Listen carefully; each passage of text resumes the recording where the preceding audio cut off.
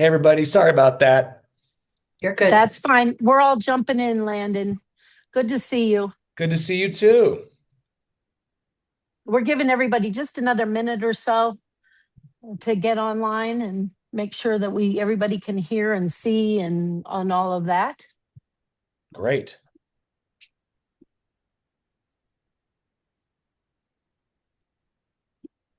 I had Hey, a Irene, I think we're good. You think we're good? Mhm. All right.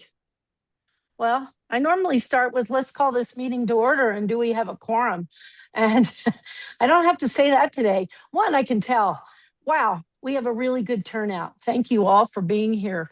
My name is Irene Tynes. I'm the president of the State League of Women Voters of Colorado.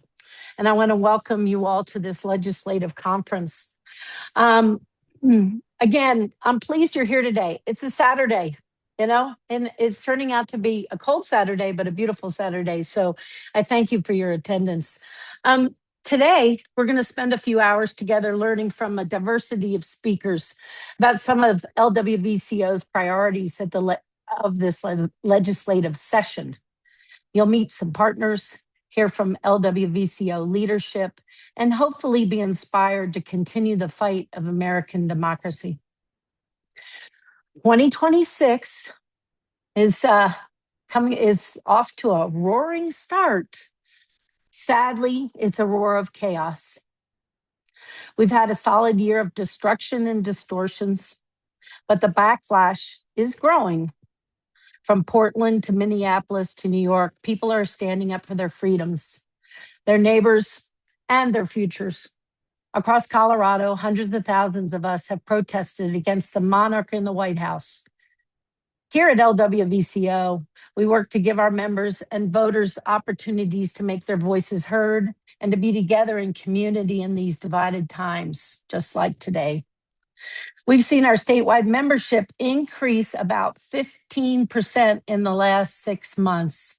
So we know that people want change and people want some good trouble. Work with us, and we want to work with us, our partners, to create solutions rather than feeling helpless. That's why the League does, and that's what the League does, and that's why I'm happy to serve. Before we get started, I'd like to remind everyone to please remain muted. We have a packed agenda today and which will likely prevent Q&A. But if you have pressing questions, please put them in the chat and we'll forward them to the appropriate speaker. Okay, now we're really off to a start. I'm pleased to introduce our first presenter today, a real solution creator and someone I think most of you know, Dr. Landon Mascarenhas. Landon is the founding executive director of Courageous Colorado and Courageous Colorado Action. A lifelong coalition builder, Landon has led efforts across education, democracy, and economic development. Whether it was teaching and partnering in the Navajo Nation, driving family and community engagements for the Denver Public Schools, or building teams to grow the Homegrown Talent Initiative and Emergent Campus to support rural economic mobility. He currently serves as the chair of the Colorado State Board for Community Colleges and Occupational Education, as well as the Reicher Scholars Committee, soon to be the largest scholarship program in the state.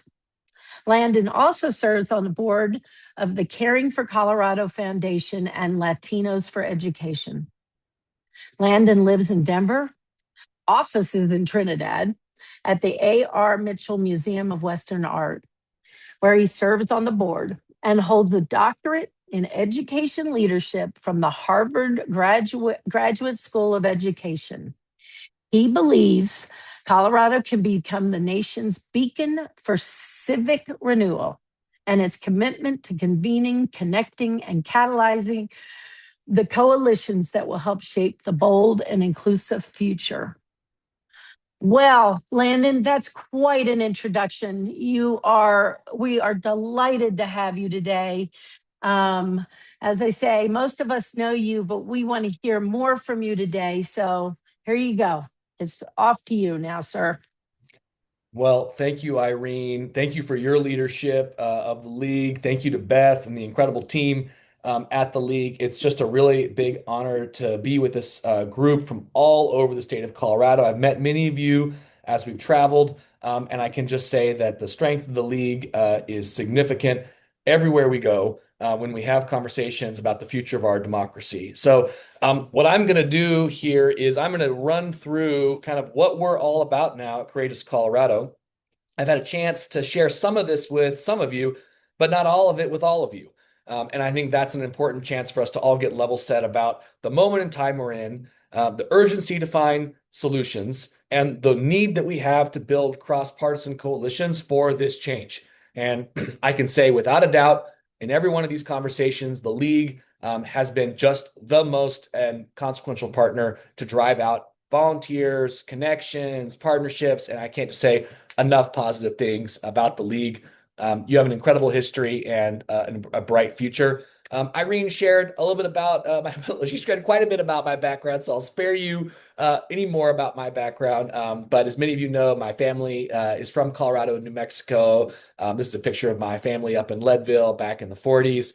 And I just am honored to be able to work on democracy now at this point in my career. It's just such a critical thing for us all to put our heads together and open our hearts to the possibility of what we can build, because Americans and Coloradans for generations before us have done this. They've said too much of our democracy is closed off to the people it serves. We must now open it up to more people. And we're going to talk a lot about through this conversation about open versus closed and how that is in some ways more powerful frame for what we're going through than left versus right. And I think that's an important thing for us to spend some time wrestling with. What's the goal of Courageous Colorado? We intend to support the building of a cross-partisan agenda that brings us together and doesn't tear us apart. Like Irene mentioned, there's a lot tearing us apart in our society right now in this day and age. And so we have to be a force that brings us together. That doesn't mean we're Pollyannas. That doesn't mean we don't understand political reality. That doesn't mean that we aren't battle tested in understanding how to build coalitions that create enduring change. But it does mean that we're going to be very clear that sometimes there's going to be moments where we're going to be saying, hey, here's the thing we can get everyone to agree on. It may not be the perfect thing, but it allows us to have more progress toward that open democracy, and that's essential. I'm going to just move through this pretty quickly. We're convening people across the political spectrum. We're connecting folks together. We're catalyzing the chance for change. And our core values at Courageous Colorado: public courage, openness, collective power, place-based impact, imagination, and urgency. These are the values that drive us as an organization to be able to get this work done. Our theory of change: if we build a broad agenda with diverse coalitions, invest in local advocacy, along with shared field infrastructure. What does that mean? Well, we want to help local communities with infrastructure. We have a big email list. We're putting things on social media. A lot of local groups don't have the power to do that. We want to help them do that, because ultimately, and this is something I believe deeply in my core, is that Colorado, the centennial state, here in our 150th anniversary, has the chance to build a courageous and representative politics to inspire the nation. I believe something is possible here in Grand Junction, Trinidad, Pueblo, Denver, that is not possible in many other places. It is incumbent upon us, and I think the league is a critical force here. I met many of you along my journey this past fall and spring, whether it was in those communities or other places. We can inspire the nation, and we have to, right? This was back in September. I saw a poll recently said a pretty similar thing. Over 80% of Americans think our democracy is in crisis. Our nation is in a political crisis. At the Colorado Polling Institute, a local cross-partisan, nonpartisan outfit, they showed that 3/4 of Coloradans expect politics to get worse and more violence in our future. This is a major crisis. And it's important for us to name that and begin with a grounding in it. Because what else can we get 80% of Americans to agree on? We know that in Colorado, unaffiliated voters are now the majority of voters. We know that Democrats and Republicans are not looking good in the eyes of many Coloradans and Americans. We know there's been enormous conflict across the political spectrum, and even increasing over these past couple of weeks in places like Minnesota and others. We know this is happening.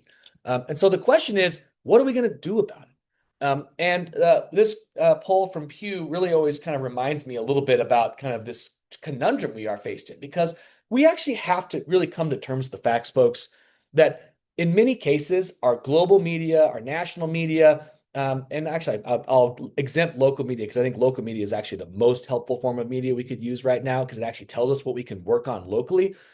But it sometimes extracts our agency, right? Because we work on things locally but actually we are reading about all the challenges happening in our national politics. And we want to do something about it. And yes, we can do stuff about our politics, but really where the greatest opportunity for action is, and it's in our local communities. It's in the places we live. 12 people can make a huge difference in Pueblo. 12 people can make a huge difference in Fort Collins. And I wrote an article in Colorado Politics that got placed this week where I went through the data that I just went through with you, added a bunch of new data from recent surveys and polls. And then I said, the surprising thing to me is when I look at the websites for everyone running for governor, Democrat, Republican, and I haven't seen an independent yet. But guess what? There's nothing on their website that's proposing affirmative solutions for this political crisis. On their websites, this thing that 80% of Americans say is a crisis, they have lots of plans for water, affordability, education, housing, healthcare. But what about our democracy? What about our political crisis? And yes, we should push back on national forces trying to mess with our elections. Absolutely. But we need to also have an affirmative agenda. And we know there are things that work. We know that there have been reports from across the political spectrum.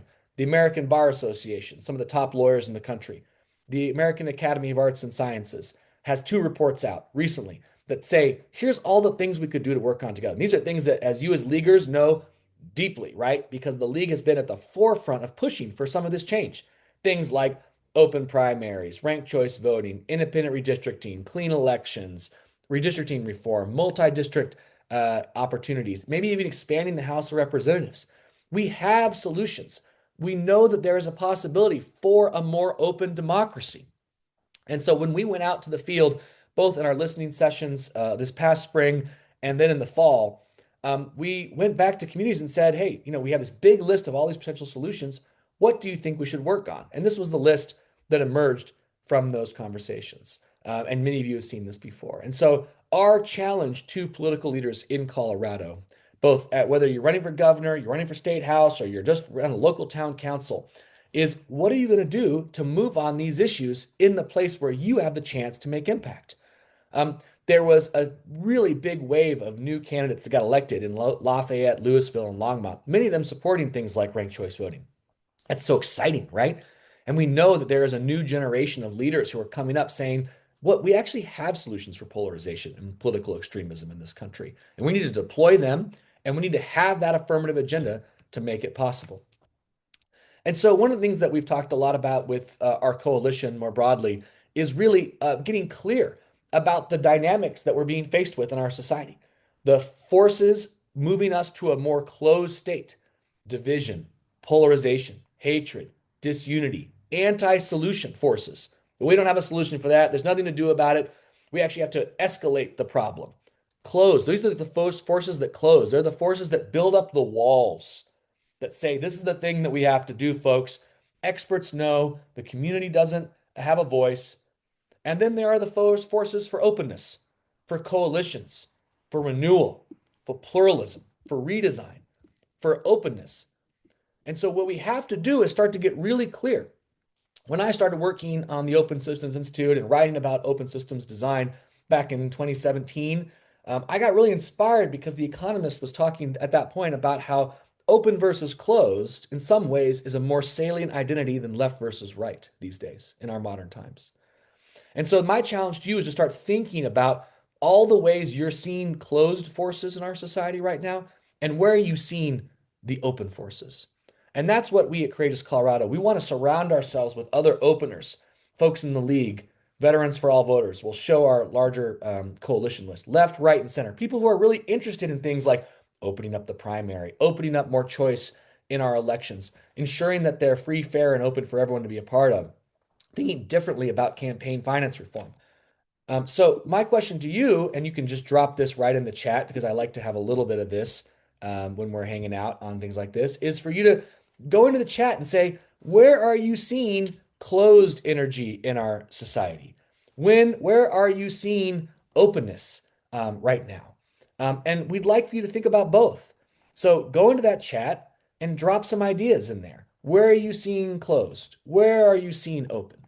And share with us a little bit. We know we got a lot of people on this call, almost 80 people. Let's just drop it in there, and let us know, where are you seeing where are you seeing that closed energy? Where are you seeing that openness? And we want to see folks putting that in the chat. And so as I go forward with my presentation, stay in that chat, share your ideas of where you've seen that closed, not listening to young people. Man, Julie, that's a real thing, right? All over our society right now, we see a lot of that. Closed, no one doing anything. Open, seen action in my circles. I love that. That's really great examples of open versus closed. Um, and again, this is where the traditional left-right dichotomy doesn't really serve us. Oh man, look at that. This is a great one. The caucus process closed to half of voters who are unaffiliated. Man, talk about an example of a closed system at the heart of our democracy that has so much power to determine who our leaders are. Closed almost every cable news channel, some political orgs. Man, Cindy, well put. Love that. Here's the type of information we have. Here's what we're going to tell you. It's going to be negative, negative, negative. Open coalition building. Ooh, open left, local independent media like the Colorado Sun. Oh, closed hyper partisan podcast. Man, leaguers, you guys get it. Closed energy in local government, Mesa County, a lot in the news. Openness, all that grassroots energy for coalition building. I've talked to some great people on the Western Slope. Oh, open young personnel organizing grocery deliveries in Minneapolis. Man, our hearts are with the people in Minnesota right now, in Minneapolis and St. Paul. Really, when we think about closed versus open, we see that really at play in that dynamic, right? Um, Man, really great examples, folks. Love seeing all of this. Oh yeah, social media. Social media is a really interesting closed versus open dynamic, right? Initially, I think people thought social media was going to be this giant openness, it kind of transforming our public square. But actually, because of the way that the technology is engineered and the way it's designed and the algorithm, it actually has many ways of reinforcing closed behaviors in our societies. And so that's something we have to really interrogate. Open public libraries, you guys are getting it. So what my ask to you, and I'm going to share a little bit more about where we're going in Courageous Colorado. Oh, one more thing. Marcella, good point. We see closed versus open across all of our institutions, healthcare, education, democracy. And that's a really important way to understand. As my ask to you as leaders in your communities, is to start thinking about it as an open versus closed and start paying attention to where institutions and societies putting up walls for participation, to limit co-creation, to limit co-design, to limit co-production, and just ask how we can build a democracy that is really open for all to participate, to have the freedom to participate, and where the rules are fair for everyone to be involved. So our key strategies at Courageous Colorado, we have 7 Ps. I love alliteration. Courageous Colorado, 7 Ps. It helps me think. I don't know. That's just my thing. Beth always teases me about it, but I love it. I love alliteration. Who are we working with? What policy are we working with? Who are the people that are really going to move this? We can't just make this conversation about the people who care about democracy right now, the amazing leaguers like you all who show up on a Saturday morning. We have to get to all these other people, the communities, the places, the politics, thinking about the next generation. We have an amazing team at Courageous Colorado. Obviously, you've had a chance to hear from me over the past year. Um, Jamie Engel, many of you have met. She's moving into a new role as Chief Partnership Officer. She'll be working with a lot of our coalition members and working with other sectors like healthcare, education, technology. And then Amy Spicer, our newest hire, she's going to be our new Chief Impact Officer, working with policy and essentially helping to ensure our communities get the chance. Landon loves alliteration. That's true. That's really true. I like that. And so Amy's going to be incredible. Many of you will get to know Amy quite a bit over this next year because she will be your point of contact, whether you're in Montrose, Gunnison, Grand Junction, Pueblo. to essentially drive on the policy changes that you're seeking in your local community. And she's got a long history of creating local change in both education and economic development. And you guys are going to love working with Amy. So can't wait for you guys to meet her. Here's our coalition. It's a really incredible group. National groups, local groups, left groups, right groups, center groups, nonpartisan groups. Some of these names may surprise you on the list. They certainly surprise some folks. But here's the thing we ask everyone to do is to be open to some of the issues on our coalition list that you saw earlier. The open primary, ranked choice voting, term limits, even year elections, aligned elections. We know that not everyone on this coalition list will be there for everything. Some of them are really interested in just civics education. That's okay. We're not going to ask them to take a position on anything else. But by bringing us all together, we can build that open coalition for the open democracy. We've gone through a lot of where we've been this past year. We've achieved a lot of really exciting things for our communities, brought our coalition together. This picture of all of us. You can see Beth and Andrea in there from at El Pomar. And then over the course of the next year, what are we really excited about? Well, we're excited about a few things. We're going to do a winter movie series, so be on the lookout. We'll send the information to the league in our newsletter as well.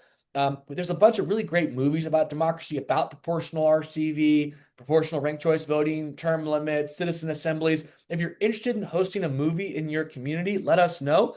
We think it's a great way to build community and to get educated on these topics. We're going to start thinking about the future of our democracy in Colorado. Some people call it the primary problem. Why are so many people prohibited from fully engaging in our democracy? We're going to be putting a task force together over the next couple of years to think about it. At our activation tour, we really didn't go deep in Denver. We really went around the state. And so we'll do a pretty big dive into the Denver metro area this spring. We'll have another summer convening, and then there's a chance that we'll be working alongside the coalition members to educate the public on statewide ballot initiatives, maybe moving on one ourselves. That's more to be discussed. We're going to be doing a lot with youth, but I'll spare that because I know I'm getting close to time, Beth. And then we're going to be working with communities all over the state. And the next time I get a chance to talk to you at the league, which I hope I get a chance to again soon, we'll have a lot more data around where we are working on what particular issue. Amy's starting in February, and so that'll be a big part of her first month. And so we'll talk a lot about what we're going to do in Durango, Pueblo, Greeley, everywhere else. So looking forward to sharing more with you all about that. Many of you got to see the democracy profile sheets. We've shared those with the league. Hopefully they get a chance to share them with you all. We're still editing them. We're going to put them on the website so they're actually editable and adjustable because we know that we didn't get everything right. So more to come there. And then we're really excited to see what the coalition wants to work on in 2026 and also driving big toward 2028. We think that there's a big chance that we really can build unstoppable momentum. If we really build escape velocity next year and we really build shared infrastructure in 27, then 2028 will be a place where maybe we could have a pretty significant breakthrough to really create that open democracy. Now, and then have a lot of local wins along the way.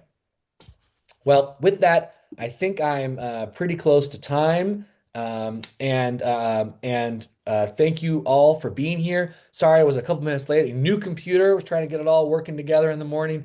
But I'm glad I made it to be with you all and just can't say enough about how much I value all of you all. To me, you are the courageous leaders driving the future of democracy in Colorado. Thank you so much. Thank you, Landon. The League is proud to be a partner in the important work of Courageous Colorado. I'm Danielle Young-Combo, the Vice President of the Board of Directors of the League of Women Voters of Colorado. I'm honored to be involved, especially at this point in time when challenges are what they are, what we're facing in this country, and there's a real need for people to be standing up and speaking out. I've been standing up and speaking out my whole life since I was a little girl. I actually had a conversation with someone the other day who said that America lost its innocence when Renee Good was killed.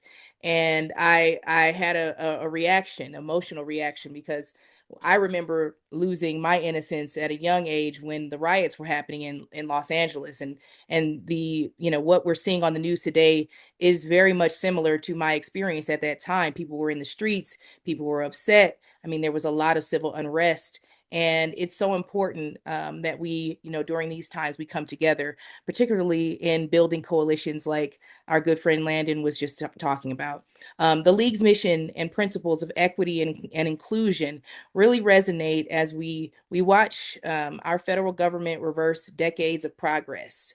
We just celebrated the anniversary of Roe versus Wade, which should have been the anniversary of it still being in place. So we know that so many rights are continuing to be rolled back, and our community members are experiencing a lot of stress and strain, but people are banding together even during this time to shop for their neighbors who are putting themselves at risk from getting deported. But as we continue to do some things right here in Colorado, including efforts at campaign finance reform and mitigating Citizens United, we have to get money out of politics. We know that is a huge reason that we are in the place that we are in today, is because of manipulation from people like Elon Musk, who can go out there and buy elections. So we have to do all we can to stop that. And here to tell us about that is our very own Representative Lorena Garcia. As representative for House District 35, Garcia is committed to community-driven representation and leadership. As a veteran organizer, social justice activist, and nonprofit leader who has worked in the interest of the public good throughout her career, Garcia has led important fights for family-sustaining economic policies, for adequate funding for public transportation, civil rights protections to protect women's reproductive independence and rights at the state capitol and at the ballot box. As a seventh generation Coloradan on her father's side and first generation on her mother's side, Garcia's family background mirrors many families in House District 35. Her commitment to the well-being of families can be tied back to her own as the youngest of 6 siblings and aunt of 16 nieces and nephews. Wow. She and her wife, Jamie, have been married for 14 years, and they have called this area their home for 11 of those years. Garcia has her bachelor's in film studies from CU Boulder and an MBA from the George Washington University. Representative Javier Mabry was supposed to join, but unfortunately he had to cancel the last minute due to a family emergency. But thank you so much, Rep. Garcia. The floor is yours. Hi, good morning, everybody. It's great to see you, Danielle. It's great to see all of you. Um, I was excited to be able to listen to a bit of Landon's opening, and I think the name of the organization, just having courageous in it, is something that all of us need to embody right now. Some of the proposal that I'm going to be sharing with all of you right now requires courage because it upends the current system that we operate right now. Um, Show of hands, how many of you think Citizens United is bad for our democracy? Yeah. I would be surprised if anyone in this call believes that Citizens United is good for our democracy. 15 years ago, 16 years ago, quite frankly, we were spending about $16 million. Well, billionaires were spending about $16 million in our elections. Citizens United passed. That number jumped to 231 million. Today, in 2024, billionaires spent $2.6 billion on the election. That is a 162-fold increase from pre-Citizens United to today that allows billionaires to buy our elections.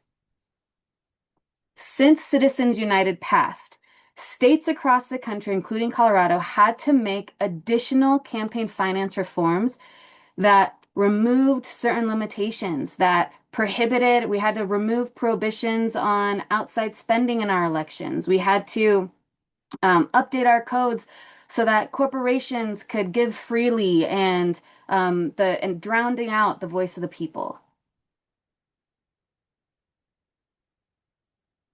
We have finally a solution because I don't know about you, I don't have very much faith in the Supreme Court to overturn Citizens United.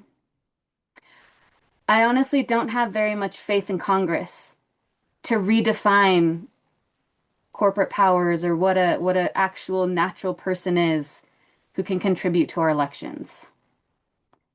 So, thank you for the prompt, Celeste. We are absolutely bringing this year, well, hope fingers crossed if we can build our coalition strong enough. My co-prime, Representative Emily Sirota, and I are going to be introducing a Colorado plan. What this is going to do is it completely rewrites the corporate powers. The challenge that we face with the way that we've been trying to get around Citizens United because of the definition of identifying an artificial person as a person and money as speech, if we were to do anything around those two pieces, we would be in violation of the Constitution.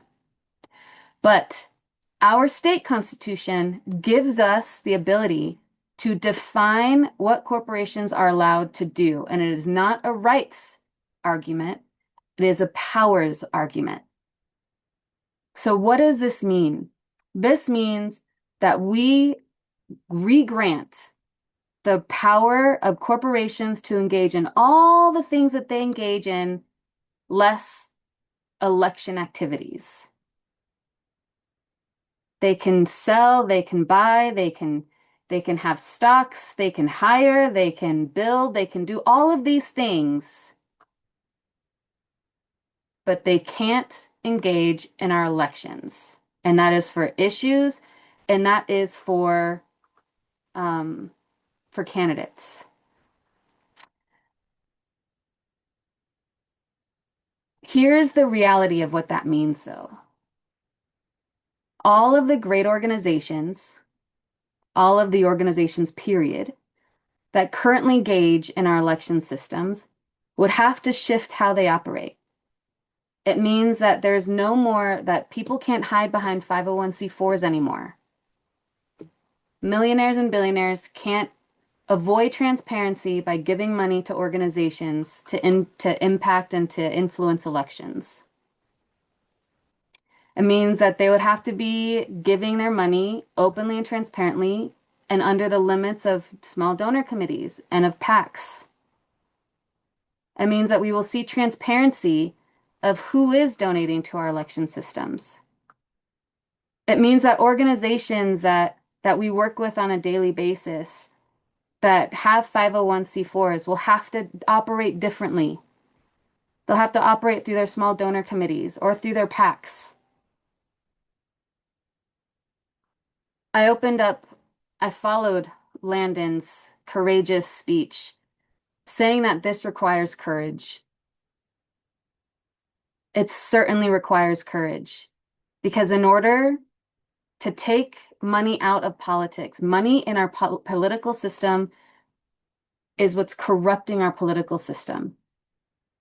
And to be courageous enough to say, not here in Colorado, that means that the organizations that have spent the last 15 years doing what they do under the systems that they do it will have to adapt and adjust. I'm sure all of us here have read the book, Who Moved My Cheese? And boy, are we moving cheese right now.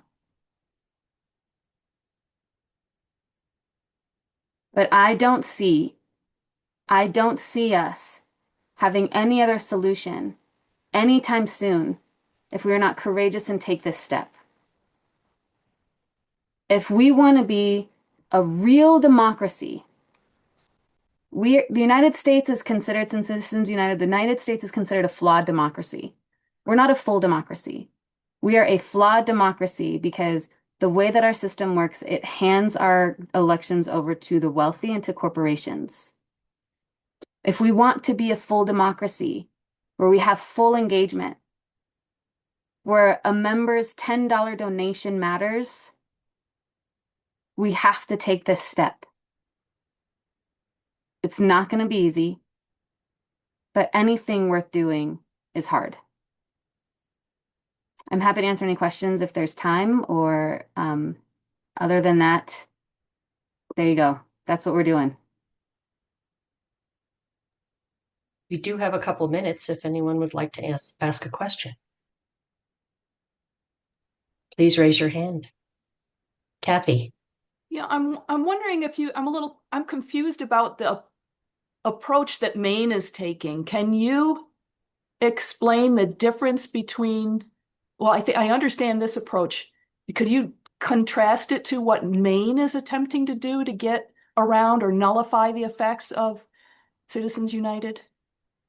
So Montana, Colorado, Maine, New York, California, Hawaii, and there's a few other states in there. We're all approaching this through the Corporate Powers Act. It's all the same. The difference is that some are referring their ballots, their questions to the ballot, and some of us are doing it through the legislature. And I'm not sure which direction Maine is going. I understood it to be entirely different, so sorry, I'll go read some more.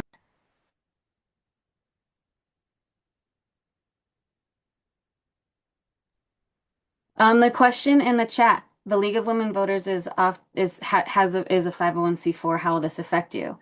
That means that you can continue doing all of your advocacy work. You can continue doing your lobbying work at the Capitol. What this means is that if you guys do anything at the ballot box, you will have to operate through a separate PAC system. Your donations for your work as a ballot initiative, if you're taking on a ballot initiative, will have to go through a small donor committee or a PAC. You wouldn't be able to pay for any of the work that you're doing through the League of Women Voters 501c4.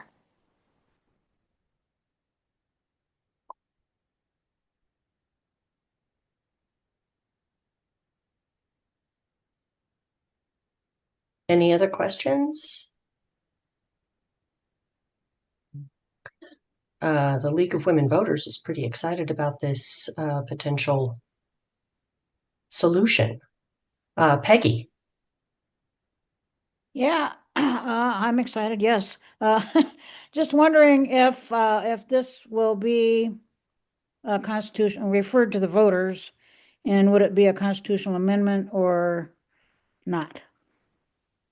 No, we are going to make this change statutorily through the legislature. We have the authority in our state's constitution for the legislature to determine corporate powers. So we're going to go that route. All right.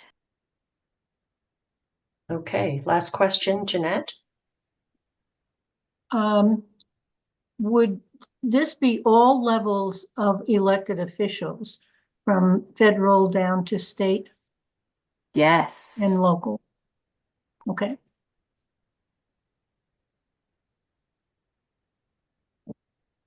Hey, thank you so much. Anne? Good morning, and thank you, Rep. Garcia. You have been a fantastic champion of many great causes, and I'm glad you're on this one. I'm especially glad that you are safeguarding Colorado elections. I'm Ann McGeehan. I'm a member of the LWVCO board.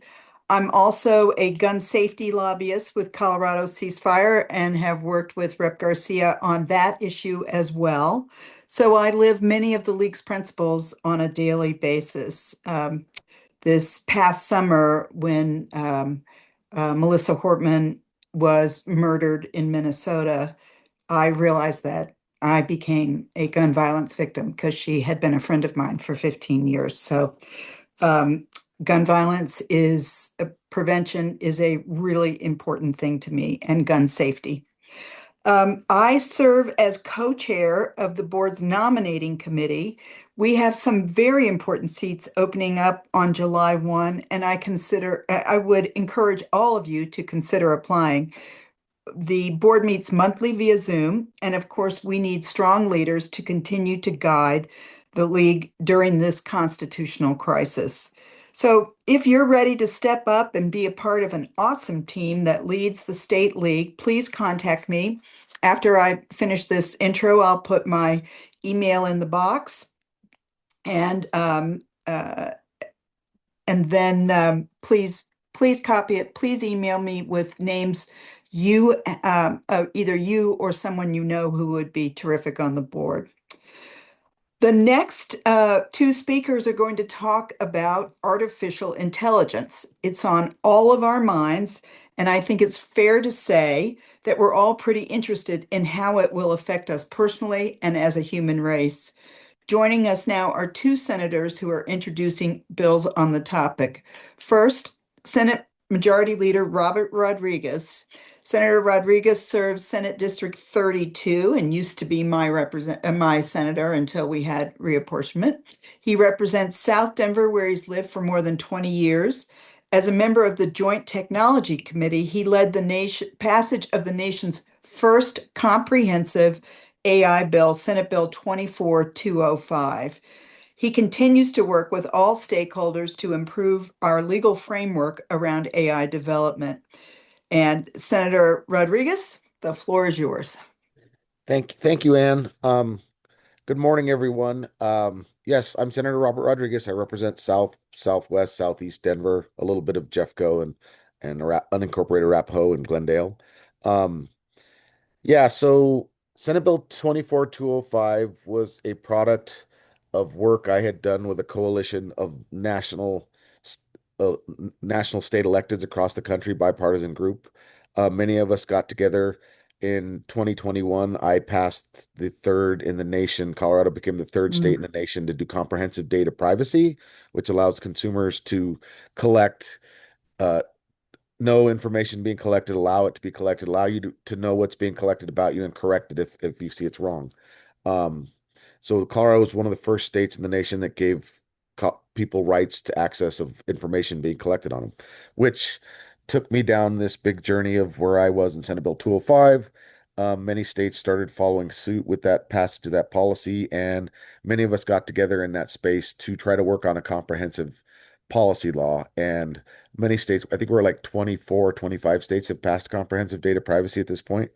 But I think during the introduction of many of you know when ChatGPT started coming out and people were writing papers and tests, many of us thought it was the best time to start looking at a new technology that was evolving from the data privacy space because data is what trains AI. Um, that we should probably do some regulations. As many of you see now, policies being run about banning or monitoring kids on internet and other stuff that are going on. That we wanted to be ahead of the game with AI, so we're not after the fact trying to reverse years of policy making and things that we let go free. So the Biden administration at the time, and there was a bipartisan congressional group that task force that did recommendations on how to regulate AI. In those times, you had AI developers and computer groups testifying to Congress that we need to be regulated. We need somebody to come in and tell us to do something safe. And as many of you have seen, the federal government has not done anything in the space of AI and or data privacy federally. While many of us legislators feel that that's an acceptable way to go, not sitting around and waiting for it to happen, many state legislators have taken on the task, and our multi-state group tried to form a task force to try to build a uniform law to take national policy, the EUAI Act, OECD, the FTC language and certification stuff to come up with a common policy framework that could be followed amongst the states. Um, the origin of that was what we passed in Senate Bill 205 in 2024. That bill ran alongside my colleague in Connecticut, who we had worked on the bill and stakeholdered it with a multi-group task force for about a year and a half to introduce what we was Senate Bill 205, which was a much broader bill in the scope of disclosing on generative AI, all multiple facets of AI. AI has been around for more than 50 years. It's nothing new. It's just with the advancement now that it's becoming more integrated in our everyday lives, it's something that we think needs to be regulated, as you're probably seeing now most of these stories about chatbots and other discriminatory practices. The 205 got whittled down to be a discriminatory disclosure rule bill that basically the bill says if you're in the field of employment, education, housing, finance, or essential government services such as Medicaid and other stuff, that they have to tell you when a computer is making a decision on an application, a job, a promotion, acceptance into a college, that a computer is making the decision. And if it gives you a decision, it has to tell you what generated the reason for the decision. If you were denied a job, it needs to tell you why. If you were denied a loan, it needs to tell you why. And then it was also designed to tell you what steps you could take. It gave you a right to appeal the decision. Um, and then it also, because we tried to balance the industry and the innovation, we gave what was called a rebuttable presumption and affirmative defense in the bill that says, okay, if you make an error, because we know AI is learning and still training, that you will report it and fix it. It was kind of like we were just trying to get you to move in a direction for transparency. Um, the governor signed it in June of 2024. My colleague in Connecticut got his bill passed. His governor vetoed it. Um, and from that, we became a very large target in an industry that's never been regulated. The stories have been we're competing with China. We have to do this first. You're stifling our ability to create technology. Um, a new, I worked for 2 years with the tech groups and some of the civil groups to try to come up with a balance on the bill. Well, it wasn't perfect because it was a first in the nation bill. Um, there was a new influx of the small mom and pop startups, and the venture capitalists came into the play of, hey, we're trying to create jobs with this. Your people don't want to come to Colorado. We can't, we're a quantum hub. It's like all stories I heard when I passed data privacy in 2023. And yet we still have the internet and everybody can still go online and do whatever they want, still do social media, whether you like it or not. Um, so having that meeting and the governor signing the bill, I created a task force in 205 to work on trying to come up with some definitions and stuff. Last year it was ended up being Senate Bill 25-318. We met for 4 or 5 months before session, 2, 3 months before session started in January. And then the task force shrunk down to 4 or 5 core groups that started really digging into the policy of how to streamline on-ramp for the small businesses so they could be excluded up for 3, 4 years until the technology caught up to them. Um, but there were many people in the groups that just wanted to repeal the policy and didn't want to discuss a solution.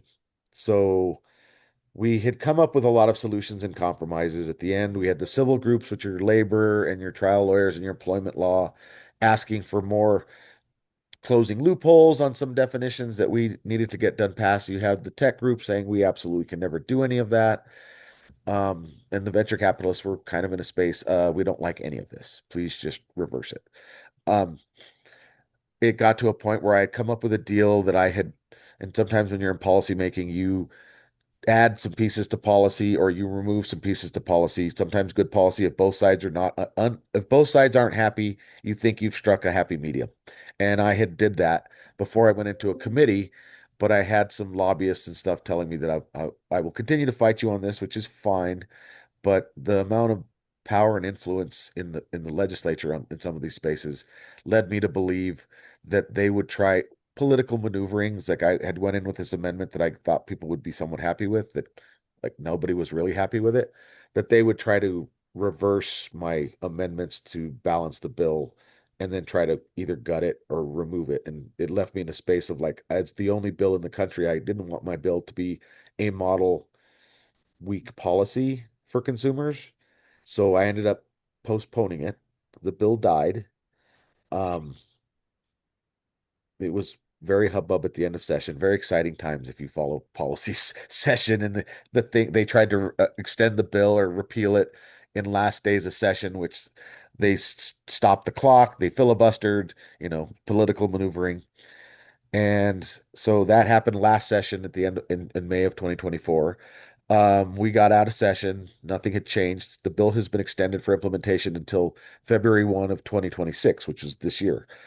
Um, we had started meeting in the interim to start talking about it. We decided maybe we need to get a mediator and maybe we need to get somebody from the outside to come in and kind of mediate us because I was a little too tight with it and it was very controversial. And anything I did was somebody thought I was stabbing somebody else in the back. So the thought was to bring in a third party mediator to bring them together. And those conversations were ongoing, negotiating. We had come to some decisions, but then HR1 passed.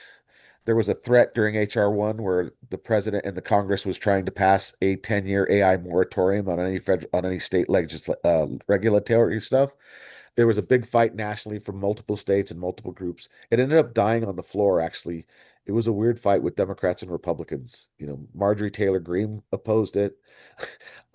Steve Bannon opposed it of interfering with states' right to regulate.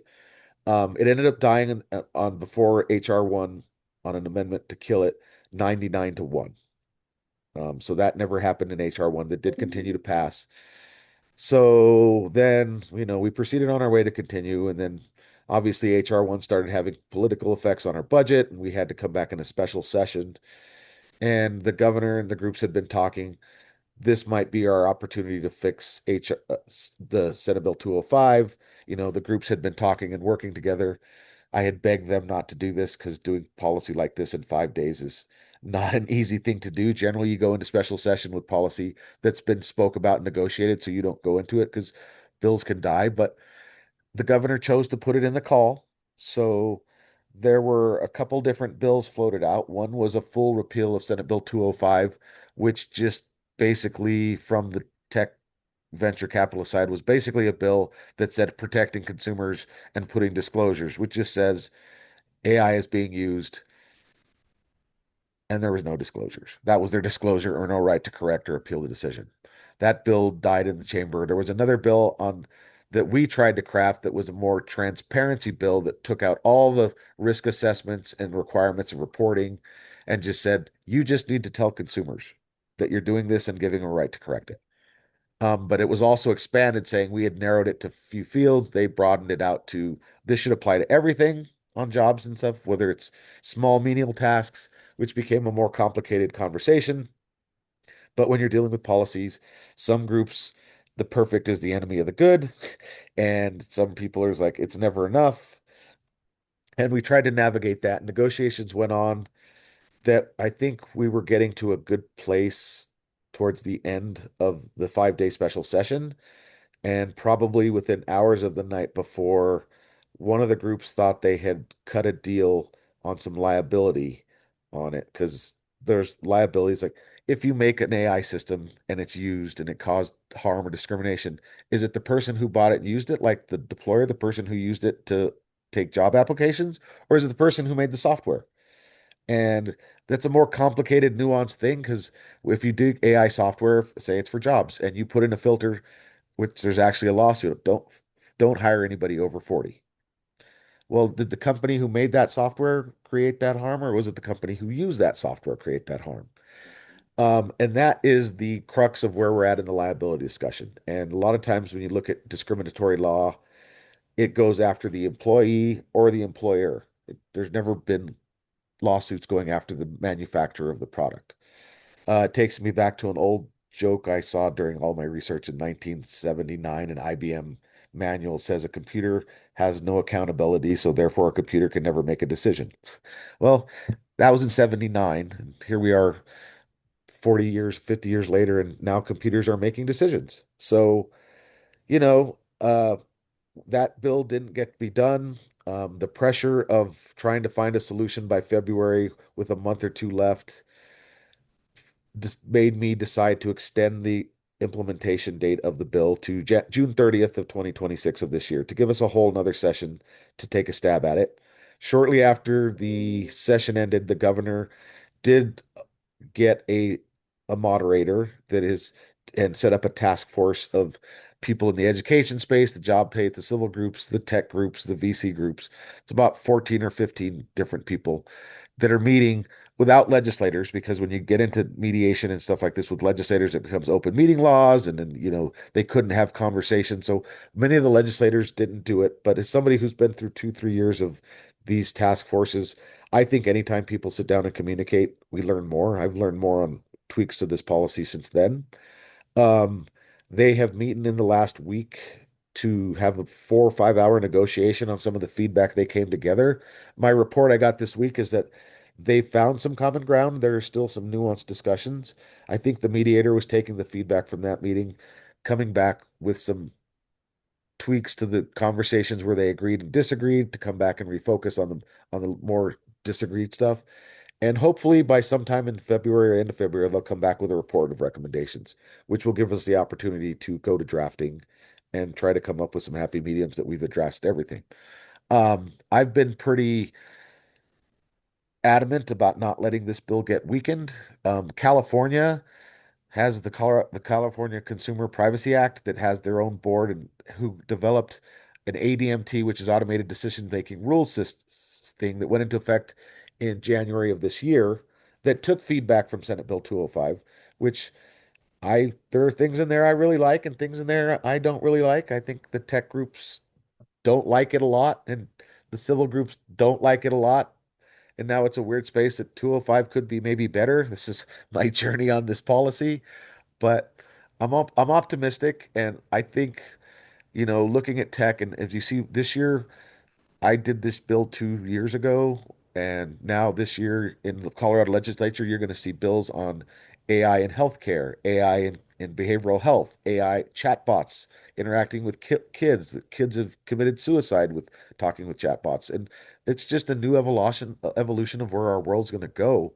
And I'm very happy that my colleagues are starting to see the space that I've left them. Because if you look into AI, job jobs are going to change, our economy is going to change. I was watching videos this last week about how fast robots are going to start taking jobs at warehouses, and what do we do with those workers that get displaced? And I feel that this policy is a first stepping stone. It was never supposed to be a ban or anything like that. It was just about disclosures and transparency. And if any of you do policy, sometimes if you take too big of a bite of policy, which is why we narrow it down to discrimination and bias, it's hard to do policy amongst multiple industries. So it was supposed to be disclosures and correction, and then you run a bill for AI in employment, and AI in healthcare, and AI in education. That was the planned goal, was to have a common chassis of policy to build off of. But Well, Senator, Mr. Majority Leader, being Majority Leader and taking on this topic is an incredibly tough thing to do. And we all so appreciate your work. I'm going to introduce Senator Kipp right now, if that's okay with you. sure. And because she's working on this topic with you, I believe. Is that correct? Um, so, Senator Kathy, what's that? Different bill. Different bill. Got it. Um, I'm happy to call both Senator Rodriguez and Senator Kipp good friends. And Senator Kipp is the state senator for Colorado District, Senate District 14, which covers most of Fort Collins. Prior to this, she served in the Colorado House from 2019 to 2025, where she was the representative for House District 52, which covers much of both South and East Fort Collins. Senator Kipp started actively volunteering in the schools when her twin sons entered kindergarten, and she soon became an active volunteer at the school district level. And then she served as a locally elected member of the Poudre School District School Board from 2011 until 2019, also serving for a term as board president. Senator Kipp focuses on the I'm sorry, the sentence doesn't make sense to me. Sorry. Your focuses on the board included starting monthly listening sessions to make sure the community's voice was heard and leading the board in our education advocacy efforts at both the state and federal levels. And Senator Kipp, you're here to talk about your AI bill. So please tell us. Thank you. Thank you. And thank you all for spending Saturday morning with us. So my bill, I mean, you can call it AI. It's really a bill about data centers and large loads, large electrical loads. And that's where it is. You're going to see a little bit of what's being, I guess, framed as a battle between a couple of different bills in this space this year. The other bill has already been introduced. It was introduced on opening day. And my bill will not be introduced until February. Honestly, like Senator Rodriguez's bill, this is just a really big topic to tackle. And we have been working. I mean, honestly, I filed this bill like 3 days after the last session ended, and we have been having conversations all summer on it and through the fall, talking with everybody who's willing to talk to us to make sure that we get a reasonable policy that lands in the right place. just to sort of set the stage a little bit, so data centers are and other large electrical loads, but primarily data centers are things that are creating massive demands on our electrical grid throughout the country. They're also creating using lots and lots of water, right? And water Right. is a scarce resource in many places. So we're trying to make sure that we have a policy that has some environmental guardrails around future data centers that come to Colorado, as well as making sure that what's happening in other states where costs are getting passed on to ratepayers and consumers like you and I, that doesn't happen here. Um, so let me just sort of go through some of the various elements of the bill. And if there's a few minutes left, I'm happy to take questions, or I'll put my email in the chat so you can feel free to send me questions. We are still, drafting this policy, so not everything is set in stone at this point. But where we are, let's start with electrical usage. So when I say a lot of electricity, I'm talking massive demands on our electrical grid. I went to a conference this summer where um, the AI industry themselves, the data center industry, described their demand for electricity and their growth as insatiable. And I'm like, how does that even work? If everybody on the planet wanted a pony, would we just make that happen because that's a cool thing to do? Or would we take reality and limits into into consideration, right? So if we're talking about increasing electrical demand on the grid by like 25 or more percent overall, right? That's huge. In addition to our trying to convert to cleaner electrical energy as much as we're able to do in that environment so that we're reducing our reliance on fossil fuels, that's an enormous thing. So I mean, I'm talking the data center demand alone is probably at least 25% of what we're using now as there's these things are happening. So what our bill is doing is like we have climate goals here in Colorado. My first year in the legislature, 2019, we put climate goals in, and we don't want these data centers to come in and destroy our climate goals. So our first element of our bill is what we call matching requirements. And we want to start with what we call yearly matching. So as an example, if you were going to have a total load of like 1.2 gigawatts, and I'll just say as these data centers are developing, we already have about 60 of them in Colorado, but the ones that are coming are going to be larger. They're called hyperscalers. They're enormous. They are like there's one being built in Aurora now that I believe is 177 megawatts. And my understanding is that is like larger than all of the other data centers we have like combined. So it's a big deal that as they get larger, there's one that's being built in Wyoming, which I think is going to be the largest in the world, 1.8 gigawatts. It's enormous.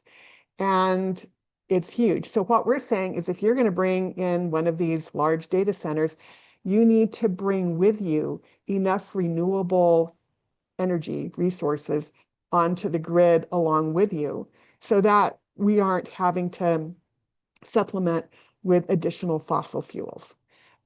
We think this is a reasonable requirement. A lot of the large data center companies are saying, oh yeah, we have clean goals. So I'm like, well, so you should like our bill. It should be good. So there's been some interesting conversations there.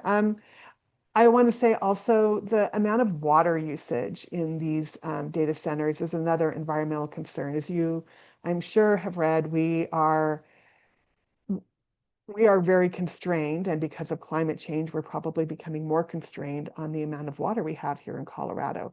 And so systems that use egregious amounts of water um, are not going to be helpful in our community. Now, we didn't want to dictate a particular kind of technology. There are things, for instance, called closed loop technologies, which theoretically don't use as much water, right? That you put in water, and honestly, nobody's been willing to tell me how much you put into this closed system, and then you recharge it every 20 years, they tell me. But again, I don't know how much water goes in to begin with, so I don't know. But we're talking on the order of ones that we've been able to get data on, millions of gallons of water, which we frankly just don't have.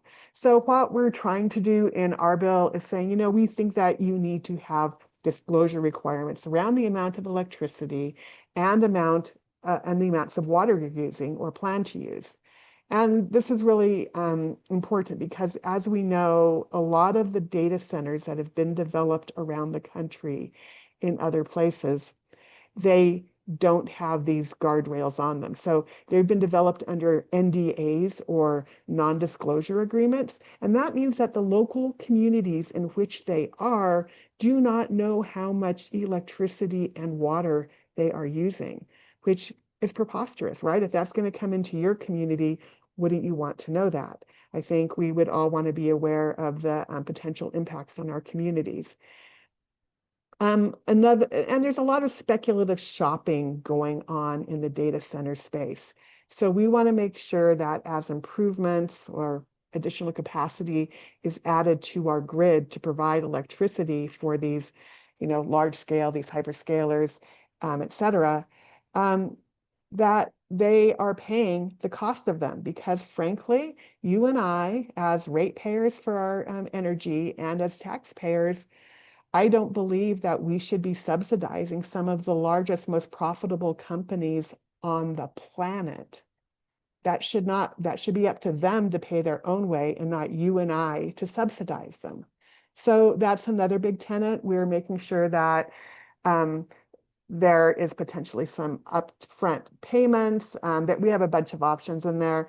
We have saying, you're going to agree that you're going to be on the grid for 15 years and that this is the amount of energy you've committed to. And so you're going to have to pay for that energy, whether you stay for 15 years or not.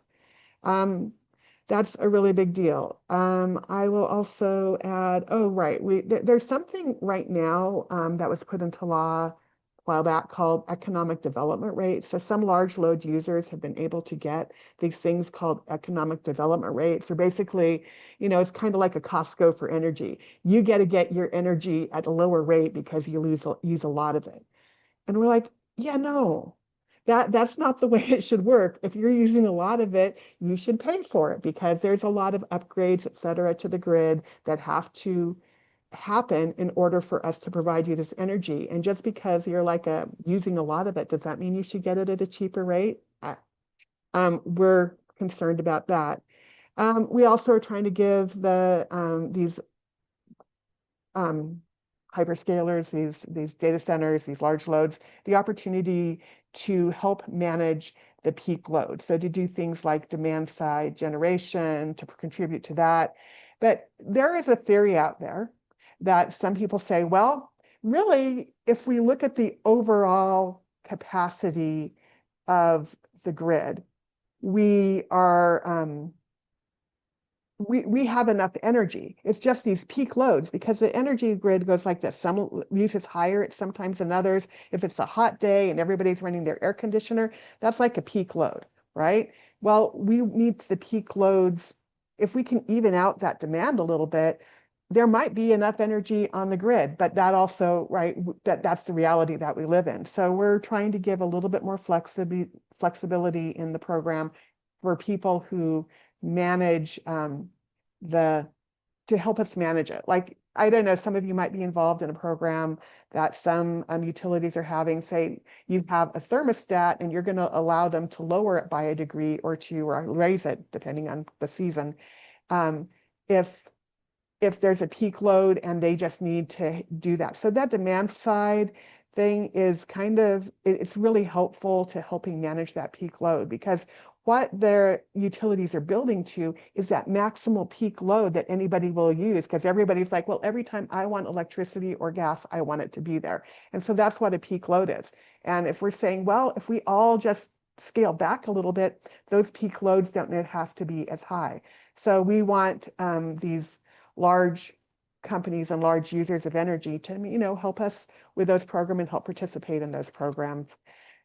Additionally, we are working to get, as we're writing our draft, stronger prevailing wage standards into the bill. We know that when these companies come, when these data centers come, they don't generally bring a lot of jobs, but for those jobs that they might bring, we want to make sure that they're good jobs that are offered at a reasonable wage so that, I mean, again, these companies can afford to pay, prevailing good wages to people who are working at their data centers. Again, I was at the seminar back in September and I asked the question. They're like, oh, well, this 1.2 gigabyte data center that we're building down in Texas, it's going to provide 500 good jobs to the community. And I'm like, but a lot of AI types of jobs are remote. I mean, how many of those are in-person jobs? Can you break it down for me? Can you give me that information?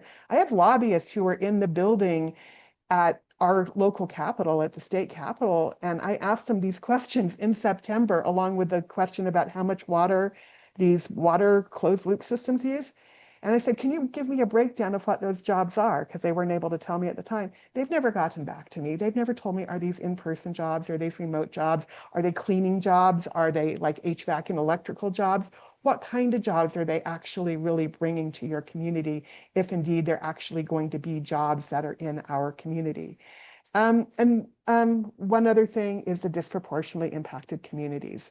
So we know that there are communities, take as an example, the community around Suncor, which has, lower income folks who are working, hardworking people who are having to live with all of the pollution around Suncor.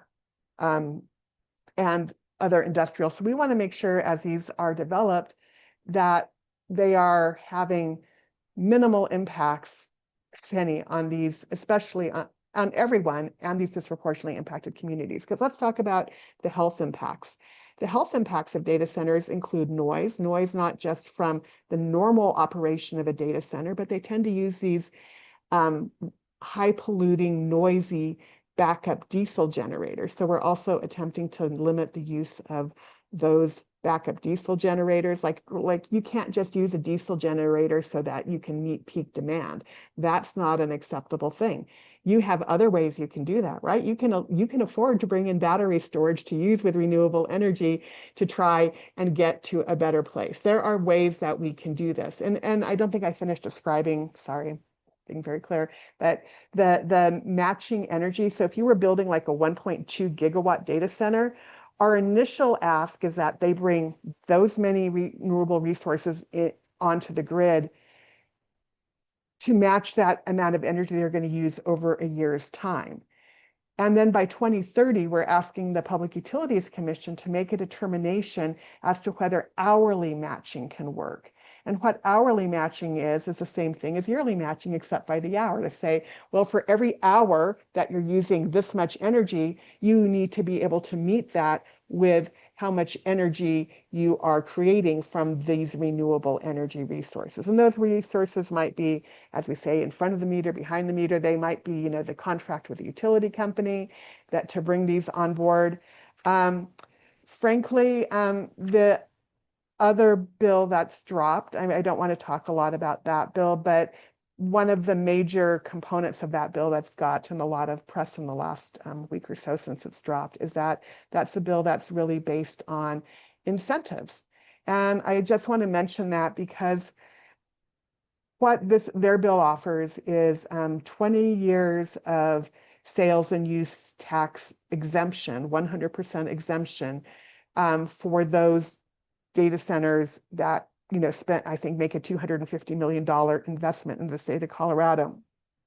But this is at a time when other states that have put incentives into place are looking at dialing them back because they're understanding that the costs are getting charged on to taxpayers, that they have all these negative impacts in their communities. And there's no compensation because they're getting a free ride.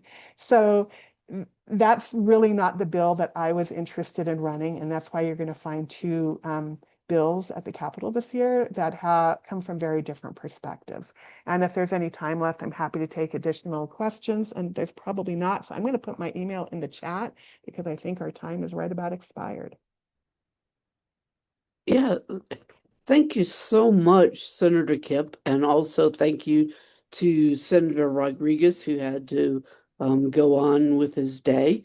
We always appreciate hearing about how our legislators are addressing issues that are just coming on the forefront and trying to take the lead in um, coming up with solutions for Coloradans. These bills are of great interest to our league members. I know our LAC is really looking forward to seeing your bill, Senator Kipp. So thank you so much. Um, Anyway, it's pretty interesting. my name, could everybody please, trees like those people did. I'm gonna put on Margie, could you please mute? off a little bit. My name is Kathy Ebersberger, and I'm another member of the LWVCO board. I'm the co-director, along with my colleague Linda Hutchinson of Action and Advocacy. And this work is really meaningful to me because I get to defend democratic principles with people I care about. Um, I'm pleased to introduce our next speaker, who will tell us about the ever-changing world of trans rights. Um, Alex Floyd is a licensed clinical social worker and the health equity director for One Colorado. Before coming into this role, they spent over 8 years as a therapist, specializing in complex trauma, working with LGBTQIA plus teens and young adults. They are passionate about calling out and working to change systems that are causing harm and creating barriers to individuals being able to live healthy, fulfilling lives.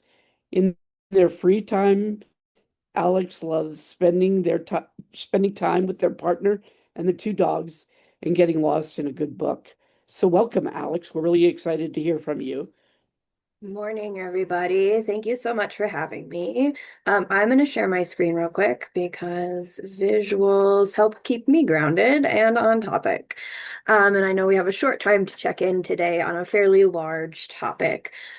So I just want to start with setting the foundation that probably most of you know, and that is that Coloradans, time and time again, show that they show up for our LGBTQIA plus community, they show up for bodily autonomy, and they show up for keeping medical care and healthcare decisions in the hands of trained medical experts and providers.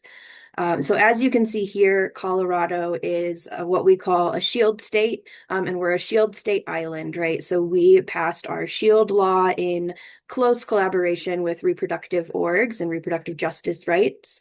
And similar to New Mexico, who has those protections, you can see we're a little bit of an island amongst many states that unfortunately have banned or restricted access to affirming care for our LGBTQIA plus community, specifically trans youth, tend to be the biggest scapegoat and target at this time.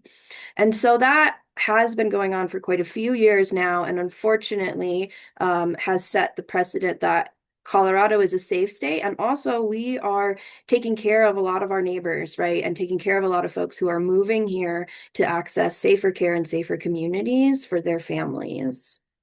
So we were already facing this before this last election, unfortunately, and we know that things are not going well. You can see here a little bit of a trend on anti-trans and anti-LGBTQ bills that have been introduced over the years. We see that especially in 2023 is where we really started to pick up. So the trans community tends to be one of the recent scapegoats for the far right and the current administration. As a little bit of a distraction from some of the other issues that I'm sure everybody in this room wishes they were focusing on, like this wonderful AI bill that we just got to hear about. If we look specifically at bills targeting gender affirming care, we see again similar trends, very large increases over the last couple of years. So if we zoom in and focus on Colorado and some of the impacts, there's been a lot happening since last January and specifically since December. So In last January, we did see some uptick in some executive orders and things targeting our community. And then by December, we saw some of the actions coming out of those orders go into effect. So December 18th, right before One Colorado tried to take a lovely winter break, we saw some CMS rules come down.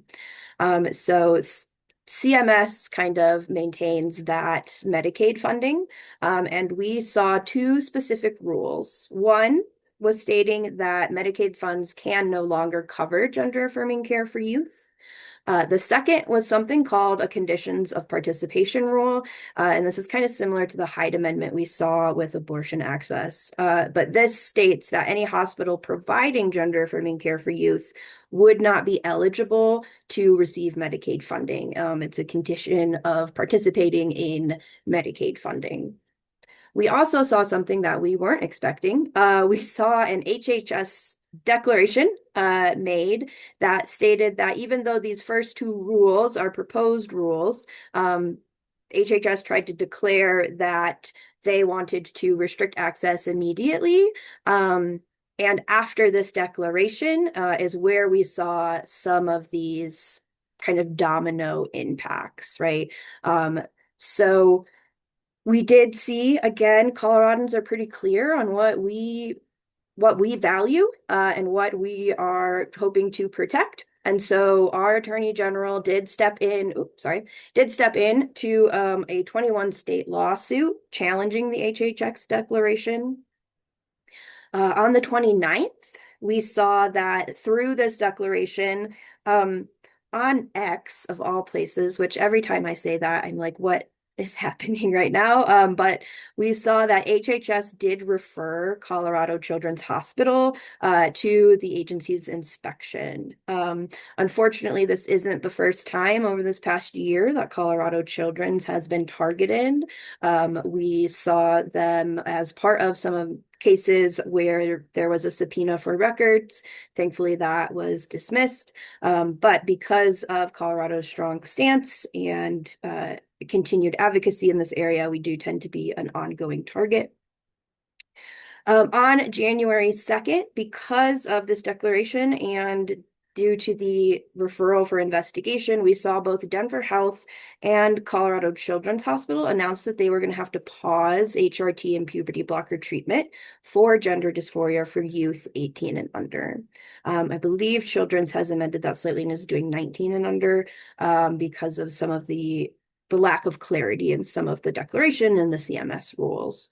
So unfortunately, this impacted our community pretty heavily. These are two of the larger hospitals and institutions providing this care. They really have set the standard and have been known for this across the state. So seeing them have to pause care once again was rather disheartening for our community. And then on January 7th, with the lawsuit mentioned that was filed back on the 23rd, we got to see our expedited summary judgment. So this is similar to some of the TROs, the temporary restraining orders we saw. They went with an expedited summary judgment because that allows the judge to take into consideration some of the arguments going into this case, where a temporary restraining order, the judge just has to kind of make a decision based on like what has happened, but not any of the legal arguments. And so the legal team went with an expedited summary judgment because they expected a better outcome with that. And we did get what we were hoping for. With the summary judgment, they have named that HHS cannot enforce the declaration until the court has had the opportunity to fully weigh in on the legality of HHS putting out a broad sweeping declaration. Unfortunately, our hospitals have still not been able to resume care. There are several risks that they are concerned about, as well as the volatile climate. They are taking in a lot of weighing the pros and cons of resuming care, knowing these pending CMS rules, and just trying to understand the next best steps. The CMS rules are proposed rules until February 17th, meaning that our community and anybody can submit comments on the pending rules. HHS will then have to take those comments into consideration. They will also be part of the filings for the rules when they go into effect. And we do assume there will probably be similar legal action once those rules go into effect. And if that's the case, they will also have to take those comments into account as they're weighing the legality of these rules and next steps. So as of right now, as of today, I always say as of this very minute, just because things are changing so rapidly this January, both of our major hospitals have still paused care. Communities are organizing and working together to find other options, smaller hospitals, providers, and things that are still able to do this and are not impacted by some of these pending rules. And we're continuing our advocacy. We're looking at solutions here at the state level, how we can continue to be strong as a state and support our community, and what that might look like both on the legislative side and on like the private sector side of funding and resources to address some of these gaps in care. Okay, I'm going to pause. I know that was a fair amount of information. Oh, I will happily share the link for filing comments. I will say probably the best place to file comments right now is going to be through HRC. The Human Rights Campaign does have a portal for sharing public comment, and they have some great guidance on there. So I will definitely drop that link for you all. Any other questions? I think I have like a minute, maybe two left. Anybody with questions or? Oh, Jeanette, go ahead. Where'd she go? Jeanette had her hand up. I'm not. Jeanette, if you're speaking, you're I'm muted. sorry, I'm muted. You said you're searching for smaller hospitals that are not impacted by CMS rules and that might provide this care. Are there some? And if so, how many? Yes.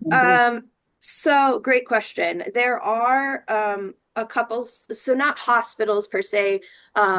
This is where it gets really legal and technical. We did get an interesting loophole in the CMS rulings that they are only applying these to major hospitals, so smaller clinics and or private practice providers who are just like primary care providers doing their own thing, and or folks who don't take Medicaid are some of the available options. I will say overall, though, it is still very, very limited.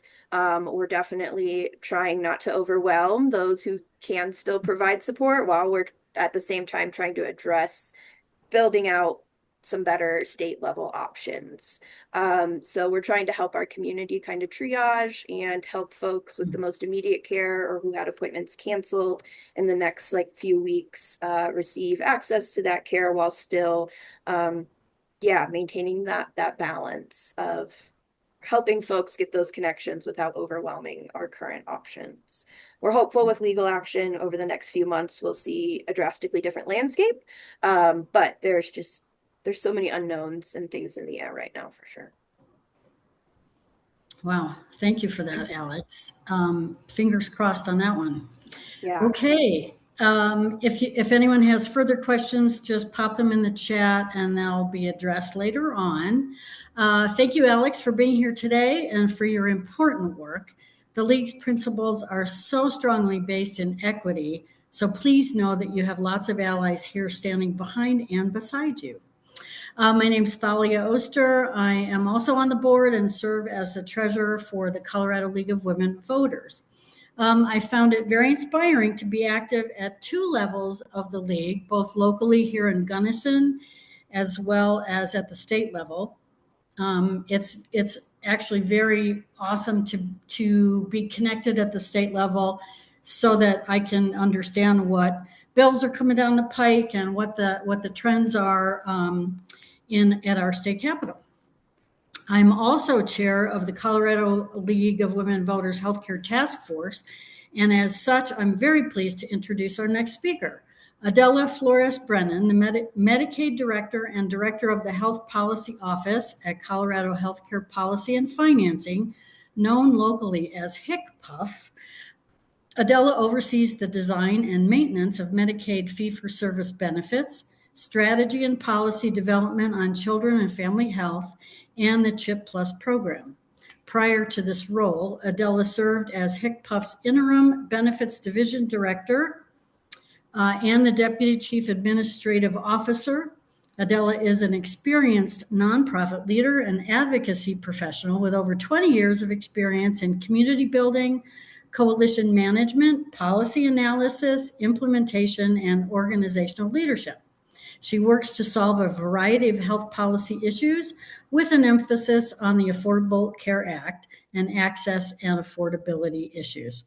Adela earned her law degree from the University of Colorado in Boulder and a Master of Arts and Bachelor of Arts in International Studies, both from the University of Denver. Welcome, Adela. Go right ahead.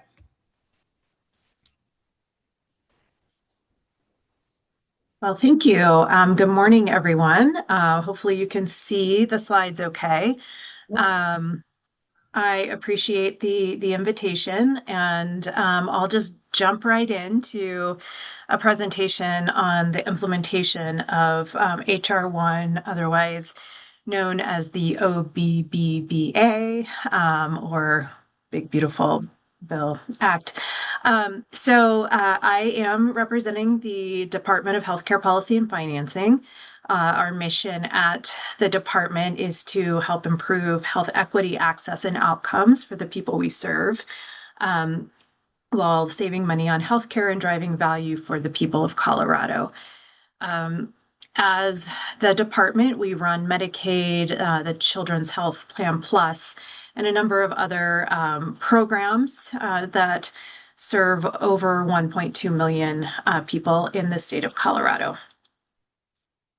So just by way of overview for HR 1, we see this major legislation passed on July 4th, or signed on July 4th,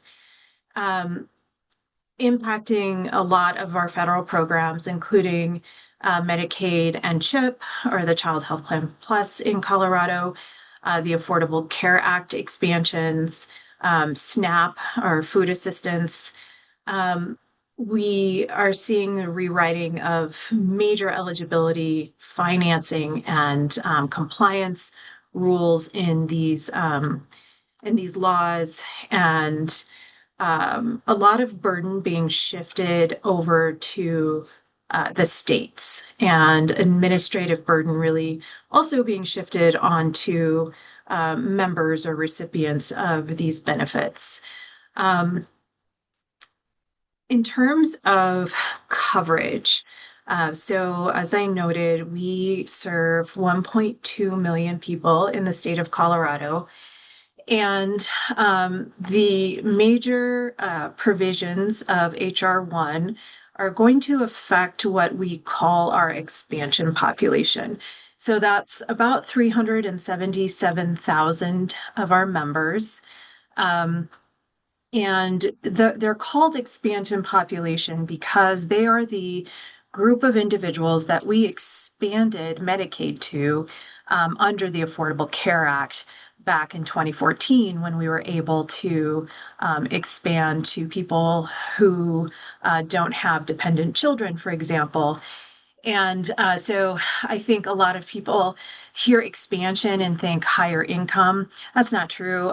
These folks are still 0 to 133% of the federal poverty level. So still very low income. But in the past, before the Affordable Care Act, we were really limited to covering people who were children, who were disabled, or were caretakers of children. So some of the threats to coverage here in Colorado, the very first bullet on here says the federal CHASE funding reductions. What is CHASE? So we have some financing mechanisms in Colorado and most other states. We use what's called a hospital provider fee. In Colorado, it's named the CHASE fee. that fee has been around since I think roughly 2008, 2009. And we have used it over time to fund our expansions in Medicaid and CHIP. We use that funding to also support hospitals for their uncompensated care. It generates billions of dollars per year.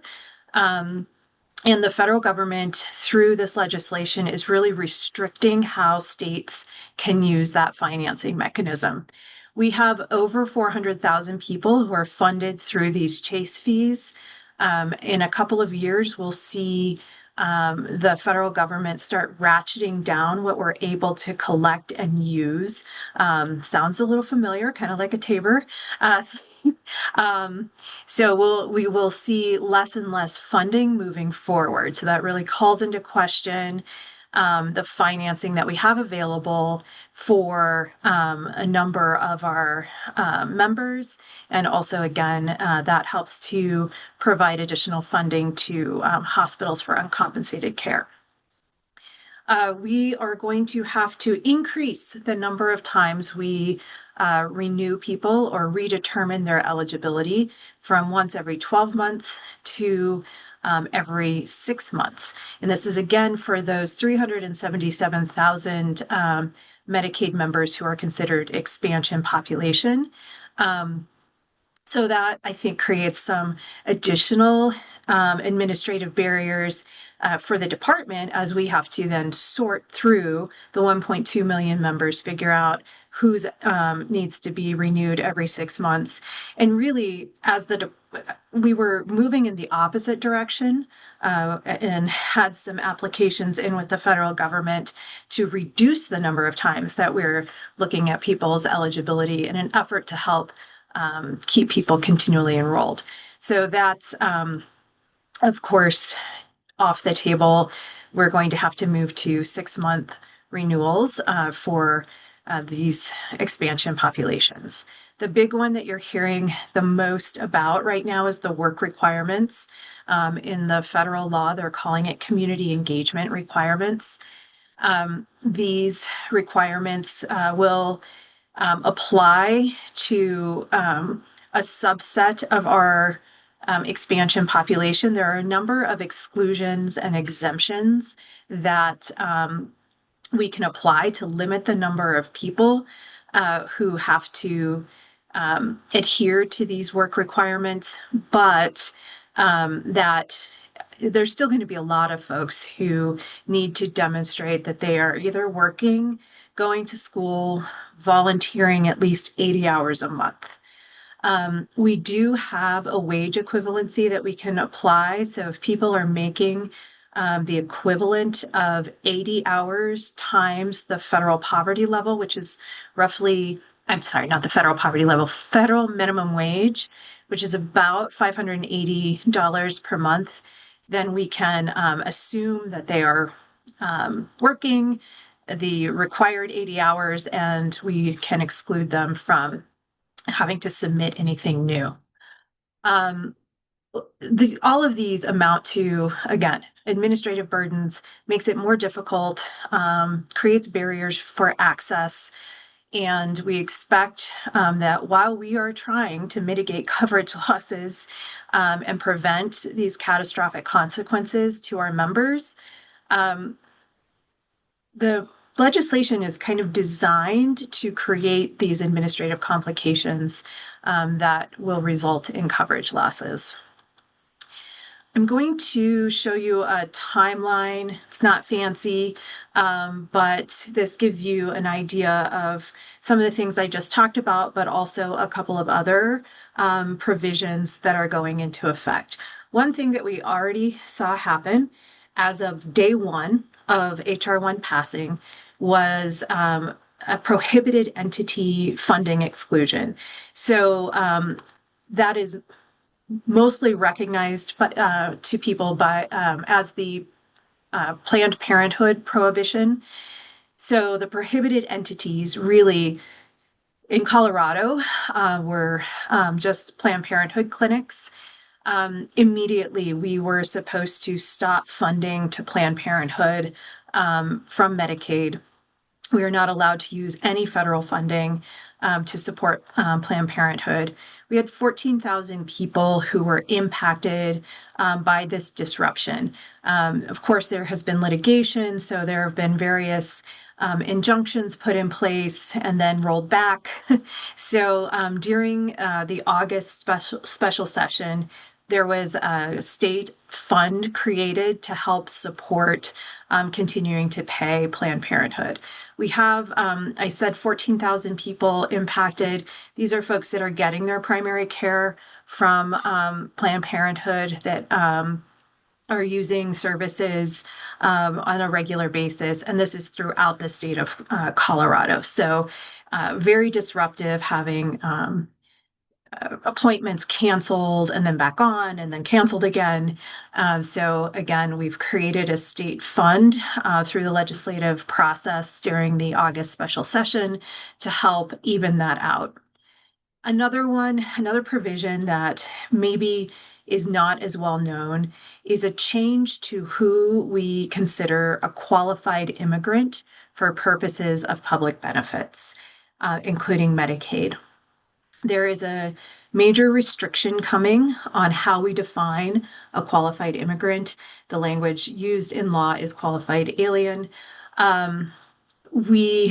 They are restricting who we can consider qualified to just certain asylees and refugees, and 7,000 people are anticipated to lose coverage as of October 2026.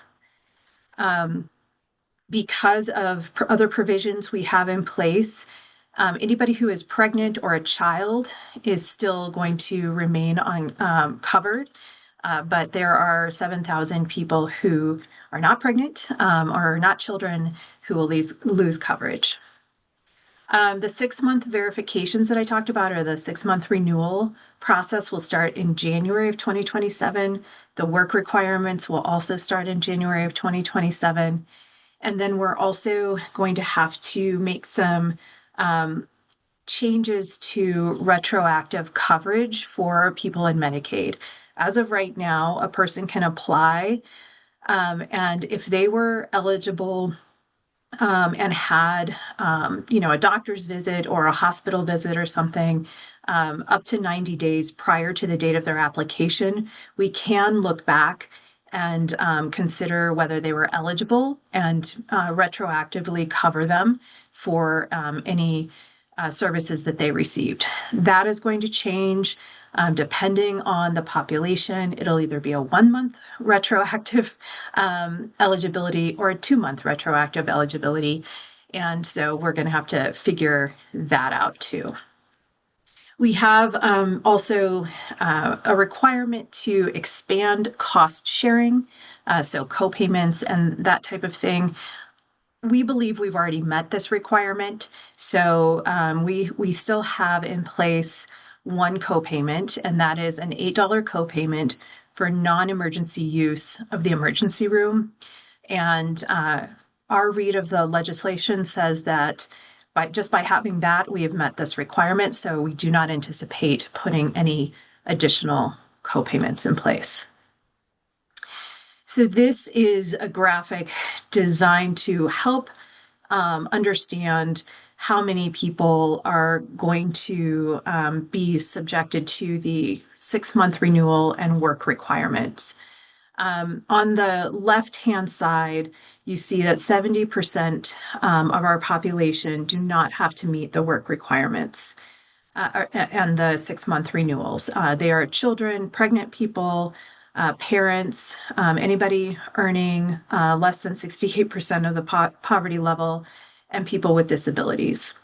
The 30% of people who do have to meet or may have to meet the work requirements and must renew every 6 months. There again are still going to be exemptions and exclusions for that 30% of people. They are people who are parents of children under the age of 13, parents of children with disabilities, people who are considered medically frail, which is still something that we need to figure out how to operationalize veterans, American Indians and Alaska Natives, Medicare recipients, and anybody who has already met their work requirement for SNAP or TANF. We can exclude all of them, and then we need to reach out to everyone else to see if they have met the requirement. A couple of other things I'll talk about our rural health transformation and then what we're doing to help try and engage stakeholders as we move forward with our implementation. So one of the things that was in the law that was added kind of late, if you were watching the whole process of HR 1 moving through, was this rural health transformation program. It is equal to $50 billion in federal grants allocated across the 50 states and over 5 federal fiscal years. So we have now been awarded, as of December 29th, $200 million through this Rural Health Transformation Project. As you might imagine, there are a lot of restrictions on what we can use that funding for. We're in the process of establishing an advisory committee, and then we will have a grants process, a request for applications, and then grant applications that come in are considered. We will have the advisory committee set up to help advise on who gets those grants, and then they'll be released later this year.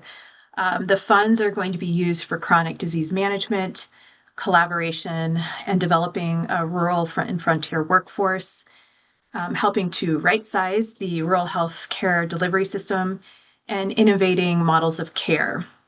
One of the things that we know is that our rural clinics and our rural hospitals are really struggling. And there are provisions also in this Rural Health Transformation Program that says we are not allowed to use that to, quote unquote, bail out hospitals. So I think we're going to need to be very clever in how we use these funds. And there is no shortage of need for the funding in rural Colorado. So for stakeholder engagement, we have started with a survey out to our stakeholders. It went to anybody really on our mailing list, and we had over 740 responses. The reason we did this is people are really interested in engaging with us on how we are implementing these changes, and we needed to know which pieces of the legislation people are most interested in, what are they most worried about, how do they want to be engaged, et cetera. 65% of our respondents were our members, and of course came mostly from rural areas, but we had 42 counties participating. The concerns that people raised are people are really worried about the services that they have that are covered by Medicaid and what's going to happen, or is there going to be a restriction on those services? People are also really worried about the state budget challenges and our sustainability in Medicaid. So layered on top of this passage of HR 1 and all this new work that we need to do is the fact that we are experiencing a budget shortfall that is multi-year, and we are in the process of needing to find $800 million in cuts to Medicaid. So how are we going to think about that challenge, as well as the challenge of implementing this major new legislation that is going to require systems changes and more administrative support? So those were top 3 concerns, and people were worried about provider fees, payments, and taxes.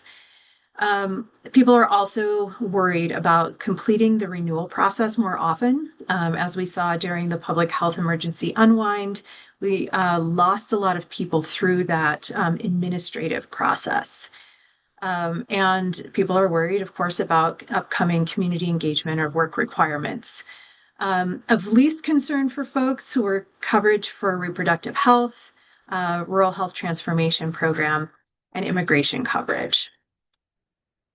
So next steps in our stakeholdering, we are planning for broad engagement across a variety of groups, our providers, our plans, our members, our advocates. Our first step in that process is going to be a webinar on February 24th from 9 to 11. We'll cover everything from the law, what we've learned in the meantime, from our federal partners on in terms of guidance, which isn't great, but there's some trickles of guidance coming through.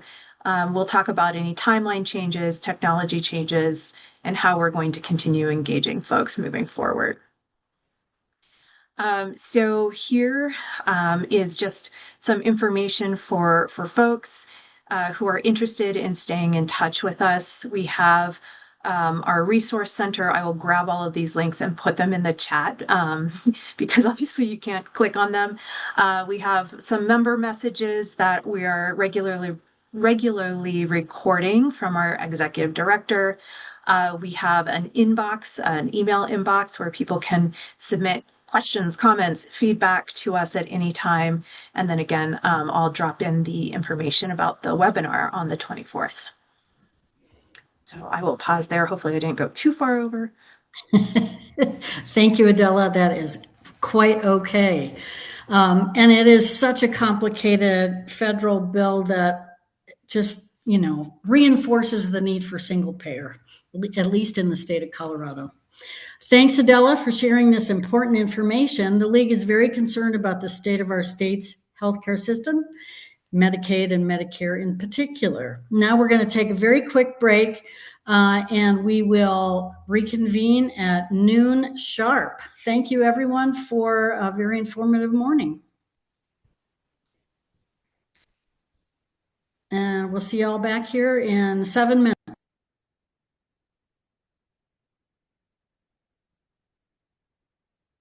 Can I ask a quick question of Adela Flores? It concerns Congressman Gabe Evans and my communications with him. Please expand on when I wrote him to say he had 26,000 Medicaid recipients in CD8, his letter back said, well, we're saving all these millions of dollars not covering illegal aliens. Please tell me who is qualified, who can get Medicaid and who cannot, so I can correct that in letters to the editor in Adams County. Yeah, thanks, Peggy. This is a major talking point and a major source of ongoing investigation, both by the federal government at CMS and Congress. So we are constantly providing information to them about who we're covering, how we're making sure that we are not using any federal dollars to cover people who are undocumented. In Colorado, we do have coverage expansions that we have created for people who don't have a qualifying immigration status. We are using state-only funds to do that for children. And then anybody who is pregnant, we are allowed to use federal funding to cover them. So otherwise, the only other way we are covering undocumented folks is through an emergency visit. If a person is low income, they are undocumented, they show up at the emergency room, then we not only are allowed to cover them, but we are required to. And so that is the extent to which we are providing coverage. We are not using federal dollars in any impermissible way to cover undocumented folks. And then they are, of course, as I mentioned earlier, expanding the list of immigrants for whom they consider not eligible for Medicaid and other public benefits. Sorry, that was wordy.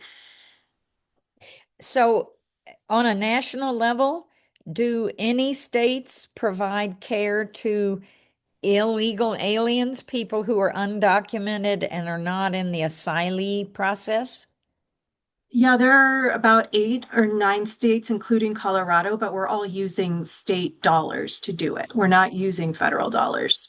And so in Colorado, we had legislation passed in 2022 that required us to begin covering these individuals. And you'll see similar programs in California, Washington, Oregon, Illinois, New York. Great. Thank you. It's nice to see you. It's good to see you. It's been a while. Yes. I subscribe to the Westminster Window and the Greeley Tribune, and I'm going to be writing them about that and his choice to stand with billionaires over people who are ill. Thank you, Peggy, for your advocacy. We all appreciate it. Okay, thanks. Sure. Take my break now. Thanks.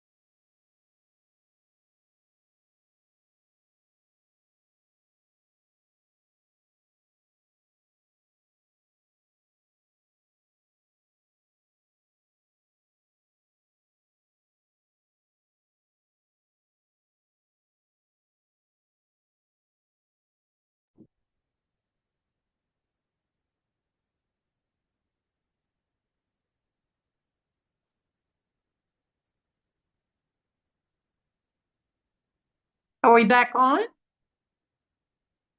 We are. Oh, okay, good. Saw somebody.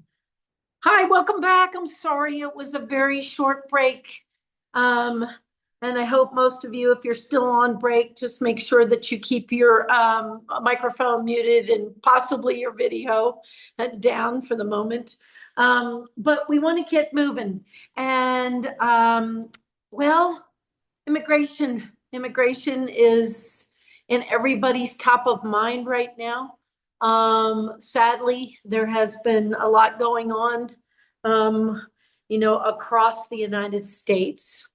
I even heard today there was an incident. I don't know anything about it because we've been busy, but I think it's something I don't look forward to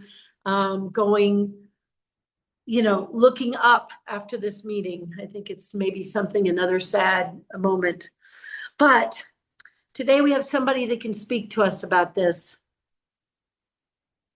Iman Joda proudly serves as a state senator for the Senate District 29 in Aurora, Colorado, a community she has called home for her entire life. She's a first-generation American. Iman is the first Muslim, first Arab woman, and first Palestinian ever elected to the Colorado State Legislature. In her role, she serves on the Senate Health and Human Services Committee and the Business, Housing, and Local Transportation Committee. She has championed and passed transformative legislation, including landmark medical debt forgiveness, extending the eviction notice period from 48 hours to 10 days, and expanding access to affordable medications and securing protections for people like herself living with epilepsy. I guess I should pause here and just say thank you, Iman. That is quite a body of work. However, let me move on. Iman was the prime sponsor of Colorado Option, the largest health insurance reform in state history, and legislation that created the Office of New Americans, ensuring that Colorado welcomes and supports immigrant communities. She also led the passage of Colorado's land use bill, a groundbreaking step towards sustainable development across the state. Beyond the Capitol, she co-chaired the Global Talent Task Force and serves as commissioner of the Colorado Health Equity Commission. Outside the legislature, Iman is the first woman to serve as a spokesman for the Colorado Muslim Society, the largest and oldest mosque in the Rocky Mountain region. She is the founder of Meet the Middle East, an educational nonprofit dedicated to building bridges between the U.S. and the Middle East. And she has spent years lecturing on the Middle East. She's been at the University of Denver's enrichment program. She's a proud member of the Epilepsy Foundation of Colorado and Wyoming. Iman is fluent in Arabic and maintains a second home in Ramallah, Palestine. In her free time, she enjoys fly fishing in Colorado's scenic rivers and spending time with her large, close-knit family. Iman, please. Well, good afternoon, everyone, and thank you, Irene, for that extensive bio. I probably should have shortened it, but I want everyone to understand the diversity that hopefully I bring to the Capitol, and that my policy priorities have in fact been housing, immigration, and healthcare. Again, as the daughter of immigrants and refugees, as a first-generation American, having those lived experiences of what it means to navigate an American system as, people who may not have called the United States home their entire life is really important to me. I can't, count how many times we've probably all seen kids translating for their parents at the DMV or even in the grocery store. I was born here, and navigating Social Security for my parents was incredibly difficult. So, founding the Office of New Americans through legislation was a really big deal. Making sure that immigrants and refugees can use their foreign credentials here in the United States, in Colorado, sorry, to contribute to our economy and our society and make sure that they can realize their American dream. And so those are a few things. And I will say that a lot of my policy, I truly believe, does not live in a silo, right? If we have access to affordable housing, hopefully you can have access to sustainable education, which leads to employment and healthcare provided by that employer. So you're not using the emergency room for healthcare, which is what we're seeing a lot of immigrants and refugees having to go through. The state of our country is in peril, and I don't think any of us disagree with that. But what I do want to kind of talk about is what the Colorado State Legislature is doing. It's no secret, especially today. We mentioned what happened today. He was a peaceful observer recording what ICE was doing, and they shot him to death. I do not recommend anyone watch the video. It is incredibly hard to see. But again, I think people are being unjustly targeted, and it undermines the health and safety and well-being of all Coloradans, and at this point, all Americans. And so a lot of this rhetoric and these tactics based on fear-mongering and the punishment will only further erode the trust that we as the public have in our public institutions and public safety, which, in Aurora, it says serve and protect on our police cars. And I really, truly hope that we can get to a point where we can get back to that and believe that. And so quite a few members in the legislature, about 5 of us, and obviously all of the supporters who are going to support this legislation, in response to what we're seeing the federal government do, is essentially saying Colorado needs to step up and protect immigrant communities. And we need to make sure that we are preventing local resources from being used to enforce these harmful immigration policies. I really want to make clear that the communities that we want to protect are not only Spanish speaking. And when we talk about what we're seeing or people who are being targeted, I think sometimes we tend to focus on Spanish speaking communities because, Central and South America are in fact the closest to us. But it is hard when I feel my own community or my people who share my heritage come to me with fear, right? My mom asked me, are they going to come to the mosque? And at the time, I didn't know how to answer, right? We have friends who are in this, same position that are afraid. And when they need access to public programs or public safety, they're afraid to reach out because of their status, And so the example that I kind of lean on a lot is if there's domestic violence, but that person is undocumented, they have no choice essentially but to stay in that situation because it's either deportation, right? ICE comes to your door, figures things out, or you remain in this situation of domestic violence. And I know that can be nuanced, but I think, we get the point of what that looks like. And so I am carrying about 3 out of 4 pieces of legislation that the legislature is bringing this year as one of the Senate sponsors, along with Senator Weissman, also from Aurora. And the first one essentially protects the safety of individuals who are immigrants. Last year, we passed Senate Bill 276, and we want to expand on what that does. Sorry.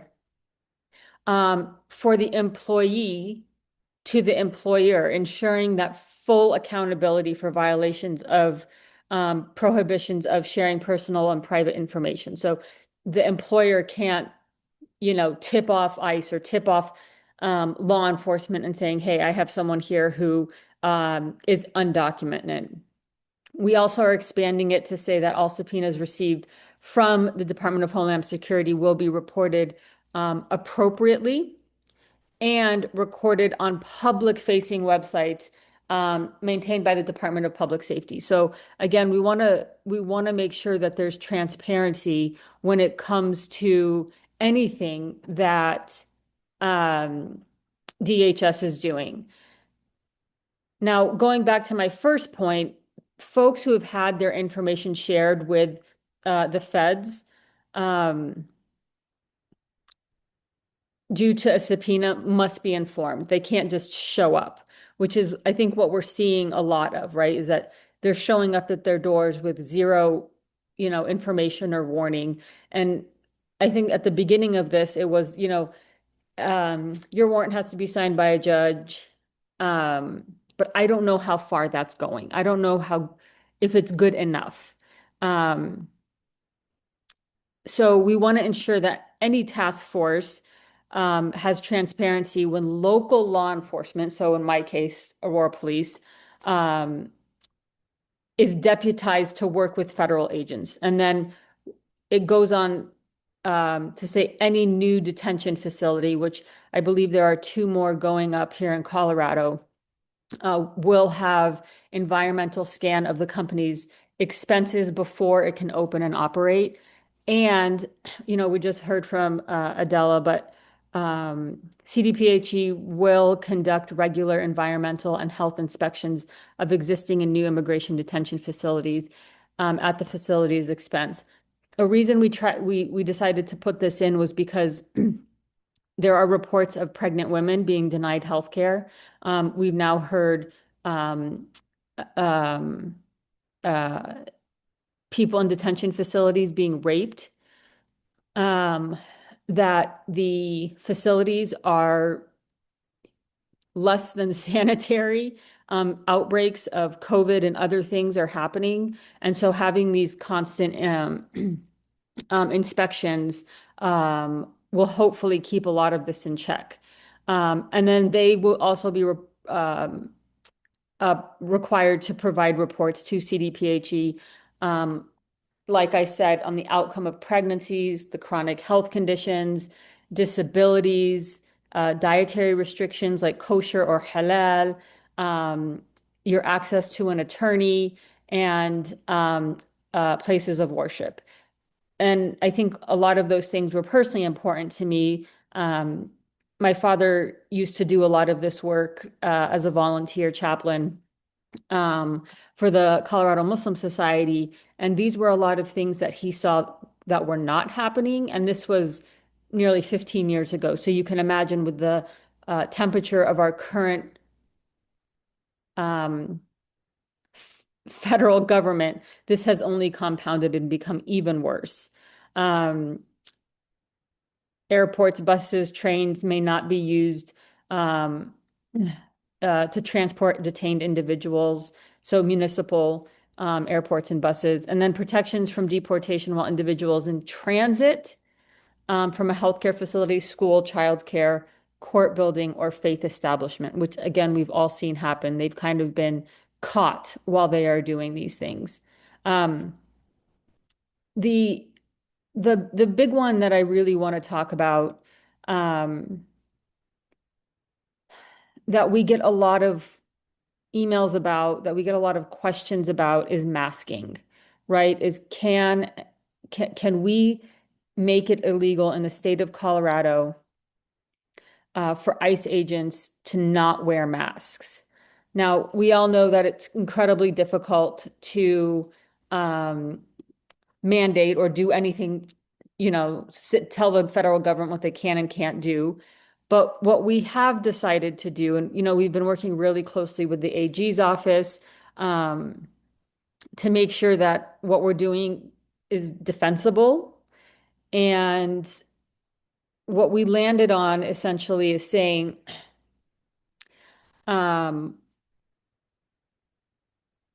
any law enforcement in Colorado or another state working for on behalf of local, state, and federal law enforcement agencies shall not wear any facial coverings and must be visible identification interacting with the public with limited expectations. And again, that's where that federal line can't be crossed. So a person is impersonating a peace officer if they perform any act of law enforcement without properly identifying themselves. And so that's kind of the default, is saying if you are not identifying yourself, if you are not visibly wearing your identification, where you're from, not where you're from, what department you're from, you will then be impersonating a peace officer. So local law enforcement is going to receive training on Colorado's immigration laws, and it's going to come from 20% of the revenue for peace officer training. The bill will expand the conduct that constitute the crime of impersonating a peace officer, meaning we already have that in Colorado, but we're expanding it, making it stronger. Meaning, like I said, if they refuse to identify themselves in any of the ways lined out in the bill, they will be, it will mean that they are impersonating a peace officer. And again, that's if they're wearing a face mask, so they won't be able to wear face masks. And then finally, the bill requires law enforcement officers to display their agency name or initials, like I said, as well as their name and the identification number on the outermost article of clothing and gear. I know this is kind of a lot, but we're rolling out this immigration package, probably on the 2nd, and we're doing it because we feel like we can't wait, and we really feel like these bills have to go through the process as soon as possible. We can't wait for March or April to happen. And we've been stakeholdering and working on this package of immigration bills for months. I wish I could say ICE agents can't wear face masks. I wish that was the case. But there is a hard reality of, what we can as a state can do and what we cannot do. So we have gone to the line as far as we can without crossing it, to protect people as much as we can. But again,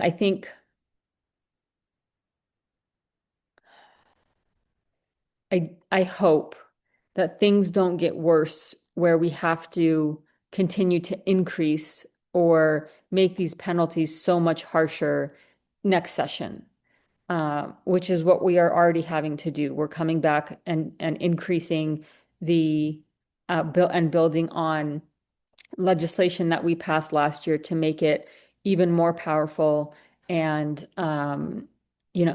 protective for people who are most vulnerable and targeted.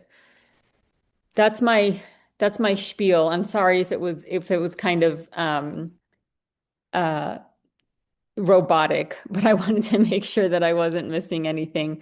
I also want to mention that I did put my information in the chat for anyone who wants to reach out, and testify, be involved in the process.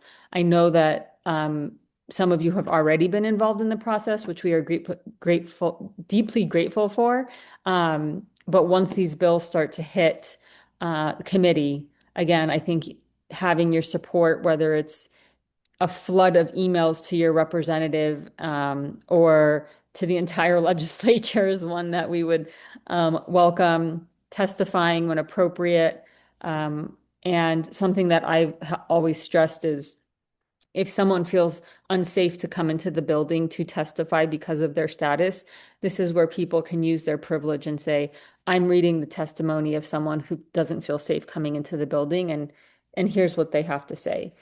We've seen that happen before, but I think in these instances, in this immigration package, it's going to be incredibly important to make sure that legislators hear these stories. the final thing I will say is that Democrats are not a monolith. And we are having to lobby our own caucus to make sure that they will support this legislation. So it's unfortunate, but the reality is that some folks, again, we're not a monolith, but we need to make sure that our caucus gets behind protecting the most vulnerable people in Colorado. And I think at the moment, when it comes to federal practices, it is our undocumented folks. I'll stop there. That was a lot. I may have even gone over my time, but welcome any questions that I hope I can answer. I think we have about 3 minutes for Oh my gosh, questions. 3 minutes. And here I thought that 20 minutes was going to be too long. I'm trying to look in the chat. Yes. And I have a question. okay. Hi, Senator Joda. I just want to thank you for your words, your work. There's a lot of people like me who have mixed status families. My husband is a French-speaking immigrant and a green card holder. He is flying out to Florida on business today, and I was like, "Do you have your green card? Make sure you have it with you." So it's a very real situation for a lot of us. My question is, has a delegation been able to get in and view some of these ICE facilities? You have one right here in Aurora. So I know that there's been what I've been seeing in the news that our federal elected leaders have been locked out, like not allowed, even if they've given the required notice. Do you have any insight or background on that? Yeah, so we've been working with Congressman Crow's office to do that. Our first request was denied, I guess, and that was probably a month ago. We're going to keep trying. The Aurora delegation is, unapologetic about doing it. And I think as these bills move through the process, it's going to be even more important to say, like, this is what's happening, this is what we're seeing. And even if they don't let us in, getting those firsthand accounts from people like Congressman Crow will be easy to get, but it'll be nice to say, like, this is what our own congressman is seeing. Um, to your point, Danielle, about, my husband is a naturalized citizen, and we traveled abroad, and we had attorneys on standby coming back into the country. I'll be honest, we deleted some of our chats because, like, our programs, because we didn't know what was going to happen coming back in. I'm a state senator, and I just assumed that the worst was going to happen. Right. And so, again, I can't imagine what other folks feel like when they are coming back into the country after seeing loved ones or going abroad for work. You know, I know the feeling. Kathy, I see your hand up. Do you mind if I call on folks? I don't want to overstep. This will be the last question then. Okay. And I'm so sorry. You're fine. You're fine. Thank you so much, Senator Joda. I'm wondering, is there anything that can be done under state law for to prohibit privatization of the deportation process or the detention center process, things like that? I know that they're federal contracts, but is there any flexibility under state law? It's a good question. And my first reaction is no, because they are federal. And I will check with the attorneys and confirm that answer. I don't want to say anything wrong.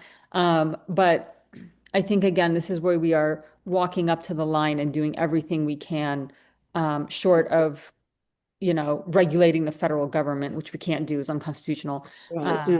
And again, trying to protect folks. Yeah. Well, I want to say thank you, start. Senator Kathy. I'm going to have to cut you off so we stay on schedule. I'm sorry about that. So I want to thank Senator Judah and thank her for her work on behalf of Colorado and our nation's newest residents. Your work is deeply, deeply appreciated. You can bet we'll all be following your bills at the Capitol and all the bills on the immigration work. So many, many thanks. And now we're going to switch to a different topic. Thanks, guys. Colorado. Thank Bye. you. Thank you. Thank you. Again, See you my Monday. info's, yes, my info's in the chat. If you guys want to reach out with any other further questions, I'm more than happy to engage. Great. Thanks, ladies. Thanks. And gentlemen, thank you. So Colorado's budget are a long time source of frustration to many of us and to many of our partners. So I'd like to introduce one of these partners, Chris DeGry Kennedy. He's now the president of the Bell Policy Center, a Colorado-based nonprofit dedicated to ensuring economic mobility for every Coloradan. Do we have Chris on? We have Kathy on. We do. Okay. Prior to joining the Bell in July of 24, Chris served 4 terms in the Colorado House of Representatives, where he represented Lakewood, Edgewater, and parts of unincorporated Jefferson County. During his tenure, Chris led numerous efforts to expand economic opportunities for Colorado families and older Coloradans, addressing the high costs of housing, healthcare, childcare, and higher education. He also focused on increasing access to high-quality healthcare, integrating behavioral and physical healthcare, and investigating in prevention, harm reduction, treatment, and recovery for people with substance use disorders. He served in various leadership roles, concluding his tenure in the House the last 2 terms as Speaker Pro Tem. He is a lifelong Coloradan. Chris graduated from the University of Colorado Boulder with a bachelor's degree in architectural engineering and worked for nearly 6 years as a structural engineer before changing careers and completing a master's degree in political science from the University of Colorado at Denver and working for Congressman Ed Perlmutter. He left that out. He lives in Lakewood with his wife, Kyra, and daughter, Lennon. So, Chris, welcome. Good to hopefully see you in a second. I'm here. Thanks, Ann, There we for are. the introduction. I appreciate it very much. Thank you all for having me this morning. It's something I reflect on a lot when I give these presentations about tax and budget policy amid the horrors happening in this country. And I'm just thinking so much about the people in Minneapolis, immigrant families across our state. And I'm grateful that this has been an area of focus for you all as well. I like to acknowledge that because there's a fierce urgency to some of these challenges we're facing. And I think that as I talk about state budgets, it sometimes feels a little callous not to at least acknowledge the moment we're in. I'm going to go and post a couple things in the chat, just so there's links, including a sign up for our email newsletter, as well as the newly launched website for our coalition that's running the graduated income tax proposal. And I'll go ahead and start a screen share on my slide presentation now. All right. So first of all, as Ann mentioned, my name is Chris DeGry Kennedy. I'm the president and CEO of the Bell Policy Center, a Colorado-based nonprofit focused on economic mobility for all Coloradans, with a focus on public funding for economic mobility, closing equity gaps, supporting our caring economy, and telling the economic story for Colorado. Today, I'm here primarily on behalf of the Protect Colorado's Future Coalition. The Bell Policy Center is one of the co-chairs of this coalition that we've been building up since May of last year, is now up to 16 organizations who have been leading the charge of developing this graduated income tax proposal for the November 2026 ballot. But before we get to the specifics of what we're proposing for this ballot measure, I want to start by just a quick update on the state of the state budget. So one of the things that's a paradox about Colorado is that our economy is growing. Our economy is in pretty good shape. And yet, unlike every other state where the economy is growing, we're making budget cuts in Colorado. And that's because of the Taxpayer Bill of Rights, or the Tabor Amendment. specifically because Tabor includes numerous different provisions that impact state tax policy and budget policy. What we're referring to here is the Tabor limit, which constrains the growth of government to a formula based on inflation plus population, which is a formula that has never correctly kept up with the true costs of the state government. And so we find that when we're trying to just keep up with the same levels of service that we offer the people of the state, the Tabor Amendment is ratcheting down how much we can spend on the people of our state. And so last year, because of the Tabor limit, we had to make $1.2 billion in effective cuts to the state budget just because of the Tabor limit. Now, the Joint Budget Committee did backflips to try to make sure that this minimized the harm, but I will say there were hundreds of millions of dollars cut out of transportation infrastructure programs, numerous programs for behavioral health had been cut, and many, many other things just because the state budget is constrained. Well, even after going through all that exercise, the state budget was balanced as of July 1st of last year. But then on July 4th, President Trump signed the One Big Beautiful Bill Act. I call it by its official name to emphasize the irony of what it did. But because of the way that the federal tax policies and state tax policies are tied together in Colorado, see, our tax base is set to be the same as the federal tax base. When they make these changes, creating new federal corporate tax loopholes, that translates those same corporate tax loopholes down to the state level. And so this blew an additional $1.2 billion hole in the state budget, some of which was above the Tabor limit. $750 million of it was below the Tabor limit, and that's why the governor called the legislature back into a special session last year to make some additional cuts to the budget. And then we're looking at another round of cuts this year where once again we have a shortfall of $841 million just to maintain the exact same level of service for the people of Colorado that we offered last year. And again, this is because of the Tabor limit. Meanwhile, our investments are not anywhere close to where they need to be. There has been some fanfare over the last couple of years that with K-12 education funding, we finally paid off the so-called BS factor or budget stabilization factor. This was a measurement of how far behind the Amendment 23 requirements we have been on funding K-12 education in Colorado. Because of the growth of local property tax revenues, we did close that gap, and so we are now back in compliance with Amendment 23. But that is a far cry from fully funding our education system. And we can look at statistics like the one I cite here, that Colorado is still 50th in teacher wage competitiveness. This is a measurement of how we pay teachers compared to how we pay people in other professions. What this essentially means is we have the hardest time in Colorado attracting people into the teacher profession because of how they're paid compared to other professions.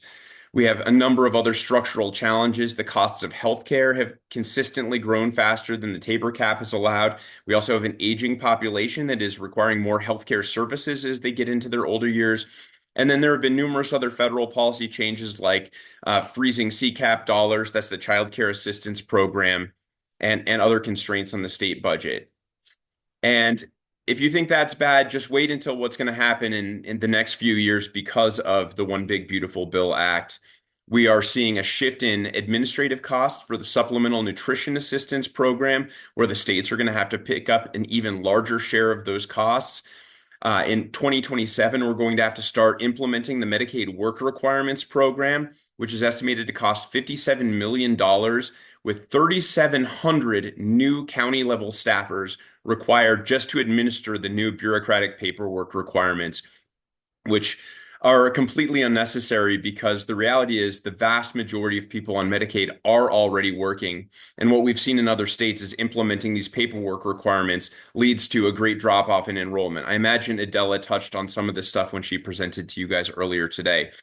But the biggest impact of the state budget by far will be when this provider fee reduction kicks in. Now, I won't belabor the details of how this operates, but the point is the federal government is ratcheting down the state share, meaning we will be prohibited from putting in $550 million that we generate from a fee that is assessed on hospitals now that will lead to a loss of $2.15 billion in federal funds a year. And so we're in for a really deep hole in our ability to fund our Medicaid system. This is going to have a huge impact on rural hospitals and clinics in particular. And so the state budget is very much in crisis, both in the current budget year, but especially by 2032 when these requirements kick in. So what can we do about it? Well, there are relatively few options that the General Assembly has to try to balance these solutions. They can, of course, make budget cuts, which is the most likely thing they are going to be doing to balance the budget. We do have a balanced budget requirement in Colorado. We can dip somewhat into the reserve fund, but that's a perilous thing to do because you really need those funds for when the state goes into a recession, which we are at a reasonably high risk of going into in the near term because of the chaotic tariff policies that have been coming back out of Washington, D.C. There may be some more policies where we have the ability to eliminate corporate loopholes or scale back certain tax credits. The problem with those policies, however, is that we are still constrained by the Tabor cap. So scaling back tax credits does not help you fund Medicaid. It does not help you fund K-12 education. It simply pads the Tabor surplus. And so we could use that to shift the balance, do more to fund the child tax credit, the family affordability tax credit, or the earned income tax credit, as opposed to tax credits that primarily benefit large corporations. But these options are somewhat limited. And I will just make a nod to the fee-based enterprise fund systems that we have used as a way to generate funds for new programs. I will say, and I won't belabor this point either, but we're pretty low on options. I think over the last decade, the legislature has really explored as many of these as they could, and there are relatively few options left that could meaningfully solve for the state budget. So what this really means is that the burden of solving the state budget problem does not fall on the state legislature. It falls on the voters of this state and the choices they make on the ballot in the not too distant future. There are two big options that are kind of the most commonly talked about. One is making changes to the Tabor cap. This is commonly known as de-Brucing because of Doug Bruce, the author of the Tabor Amendment. And excuse me. And this is an option that has been pretty successful at the local level. There's been one major de-Brucing effort at the state level back in the year 2005. Many of you remember Referendum C, which very meaningfully altered the way the Tabor cap was calculated and has allowed the state to keep about $2 billion a year that we'd otherwise have to give back to taxpayers. The other option are asking voters to raise taxes, and there's been some success at this with sin taxes in particular over the last few years. I'm not sure how many more sins there are to tax in the system. And so we are now starting to look at broader based options. Now, I want to share some polling that our coalition conducted in December just to give you a sense of what the voters of this state have to say about these things. These were concept statements that we tested, but we asked if people agreed or disagreed with the idea that Colorado needs a better tax system that ensures the wealthy pay their fair share and that priorities like schools, childcare, and healthcare have the resources they need. That was supported by 70% of the likely 2026 voters in Colorado. Even more pointedly, we asked if there should be a new tax bracket on income north of $500,000 a year. 66% of the state agrees with this statement. So there's a very strong consensus among the voters of Colorado that we need a fairer income tax system and that is where we should be going to solve these challenges. This third question kind of gets at this de-Bruce challenge because while it has commonly been seen that de-Brucing or altering the Tabor cap might be the low-hanging fruit of Tabor reform because it does not require a tax increase, the reality is that Tabor refund checks have grown more salient. People are more aware of them. They've been larger in the last few years. And so only 40% of the state is interested in giving up their Tabor refund checks in order to help balance the budget challenge we face. And so it's public opinion research like this that has helped drive our feeling that the biggest thing we need to do to Colorado is replace our flat income tax with the graduated income tax. Now, just to make the point that this is not that radical of a proposal, there are 27 states in this country that use a graduated income tax. And as you can see by the ones I highlighted, these are not all blue states. We've got about a dozen red or purple states that use graduated income taxes as well. And it's not a radical policy. We only believe that because Tabor has constrained the way that we've been able to think about this. And so our coalition is proposing a ballot measure. We have a few different variations on the ballot measure that are working their way through the title board process that would replace our current 4.4% flat income tax with a different income tax rate structure. And this table I have on screen shows you the two options we're currently considering. We'll be narrowing this down in the next 2 weeks to make a final decision on which one we move forward with. And as you can see, what we're proposing, in fact, lowers the tax rate on income up to $100,000 a year, keeps the same 4.4% tax rate for income between $100,000 and $500,000 a year, and then for people and corporations making more than $500,000 per year, excuse me, their rates will start to go up. Now, it's important to remember that we talk about income tax rates on income, not the person. So let's say you're a person who's making $200,000 a year. You're going to get a tax cut on your first $100,000 of income, and then you're going to pay the current tax rate on your second $100,000 of income. So that's why we say that this measure, in fact, cuts taxes for 97% of Coloradans, the 97% of Coloradans making less than $500,000 a year. And these proposals we anticipate raise between $2 and $2.7 billion a year that we could use to fund K-12 education, replace the federal healthcare cuts that have been happening, and increase our investments in childcare to make sure families aren't having to spend such a large percentage of their income on childcare services. This slide shows you kind of a little more detail of how we're specifying where the dollars may be spent in these programs. There's a little bit of variation between the different versions, but to a large extent, we're talking about sustaining a variety of investments that we know are critically important for education, healthcare, and childcare. I do want to point out under healthcare in particular, we do include food security programs because we know that access to nutritious food is a critical determinant of healthcare. We also have a variety of services for older adults, including funding through the area agencies on aging, which are critical to helping older adults stay in their homes as opposed to moving into more institutional settings. One thing I think is really important to point out about the politics is that for the very first time, voters are going to see this table show up not just in the Blue Book, but on the ballot itself this November. And this is because voters passed Proposition GG in 2022. And so this is going to be a really remarkable tool to help voters understand, because voters tend to get tangled up in the legalese of the ballot titles. Well, what we have seen in focus groups and polling that we've done over the course of the last 2 years is that when we provide this table alongside the legalese of the ballot title, it really helps voters understand, how does this proposal impact people like me? And for the 97% of Coloradans making less than $500,000 a year, they're going to look at this table and realize they're in fact getting a tax cut, and it's only the 3% making more than $500,000 a year who are going to be paying more under this proposal. And so the next steps in this project, I'm sorry I've been kind of blasting through this at a rapid pace here, but we have been iterating at the title board. It's been a challenge to get a single subject approved on some of these measures, but we had 8 variations on our graduated income tax measure this last Wednesday receive unanimous approval from the title board for single subject. These will be appealed, of course, by the folks who oppose what we're trying to do. So we'll be back on February 4th, continuing to fight for our single subject designation on these. And we do anticipate that they will likely appeal us to the Supreme Court because some of these interests are very threatened by the idea that we could actually get this measure on the ballot, because they recognize that this is actually a popular policy that could pass. Excuse me. But once we get through the rehearing on February 4th, we will be able to start petition circulation, and we do have a plan in place. We have 3 organizations part of our coalition that do grassroots outreach work all the time, which include New Era Colorado, Great Education Colorado, and the Colorado Statewide Parents Coalition, and some of the other groups in our coalition as well.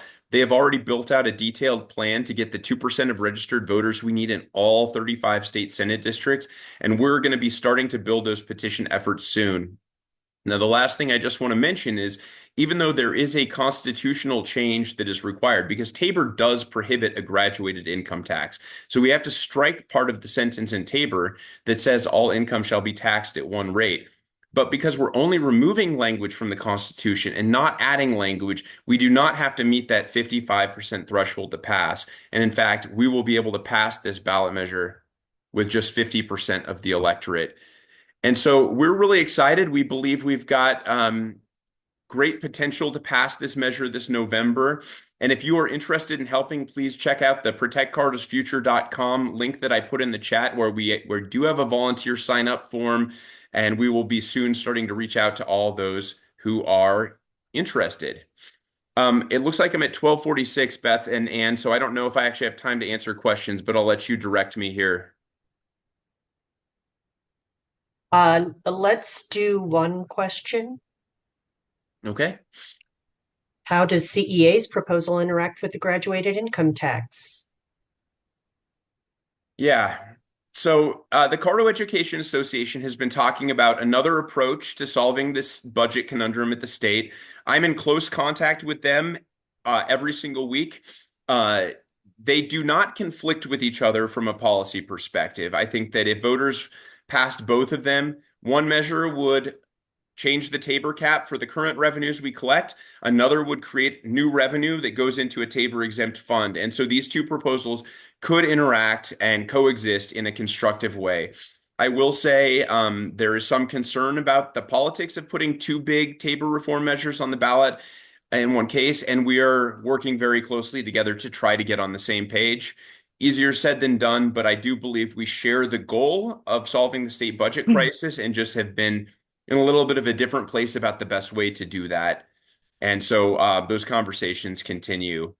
And to Celeste's question in the chat, yes, Prop GG was my bill. I referred Prop GG to the ballot, and I'm very proud of that. And I hope it really does set the conditions for voters to feel more clear about what these ballot measures do this November.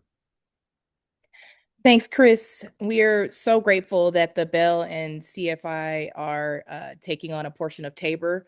Our members are gearing up for a signature gathering to help.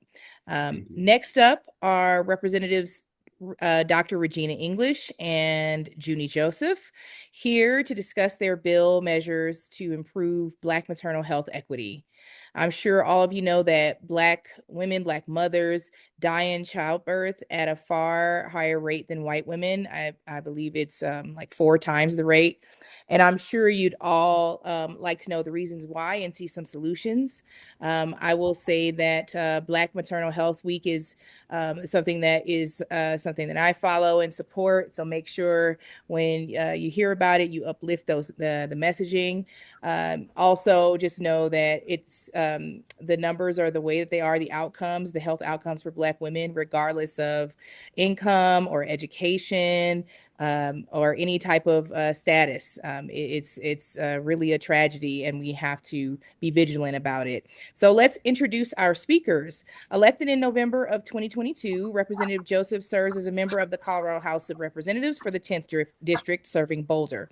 Born in Port-au-Prince, Haiti, she immigrated to the United States when she was 14. Since then, she has earned her Bachelor's of Arts degree in Political Science from the University of Florida and a Master's of Arts in Applied Human Rights from the University of York. While attending CU Boulder School of Law, she ran for Boulder City Council as a first-time candidate and won. After spending 4 years on the City Council, earning her JD from CU Boulder School of Law, and starting her own family law firm, she was elected to Colorado's House District 10 in 2022 and 2024. She is passionate about tenants' rights, child welfare rights, and environmental conservation, and deeply committed to social justice, human rights, and the plight of all people, especially those who are marginalized. Also with us is Dr. Regina English, a dedicated advocate and loving wife, mother of 5, grandmother of 11, wow, and godmother of 5. Grandmother where? Come on now, Dr. English.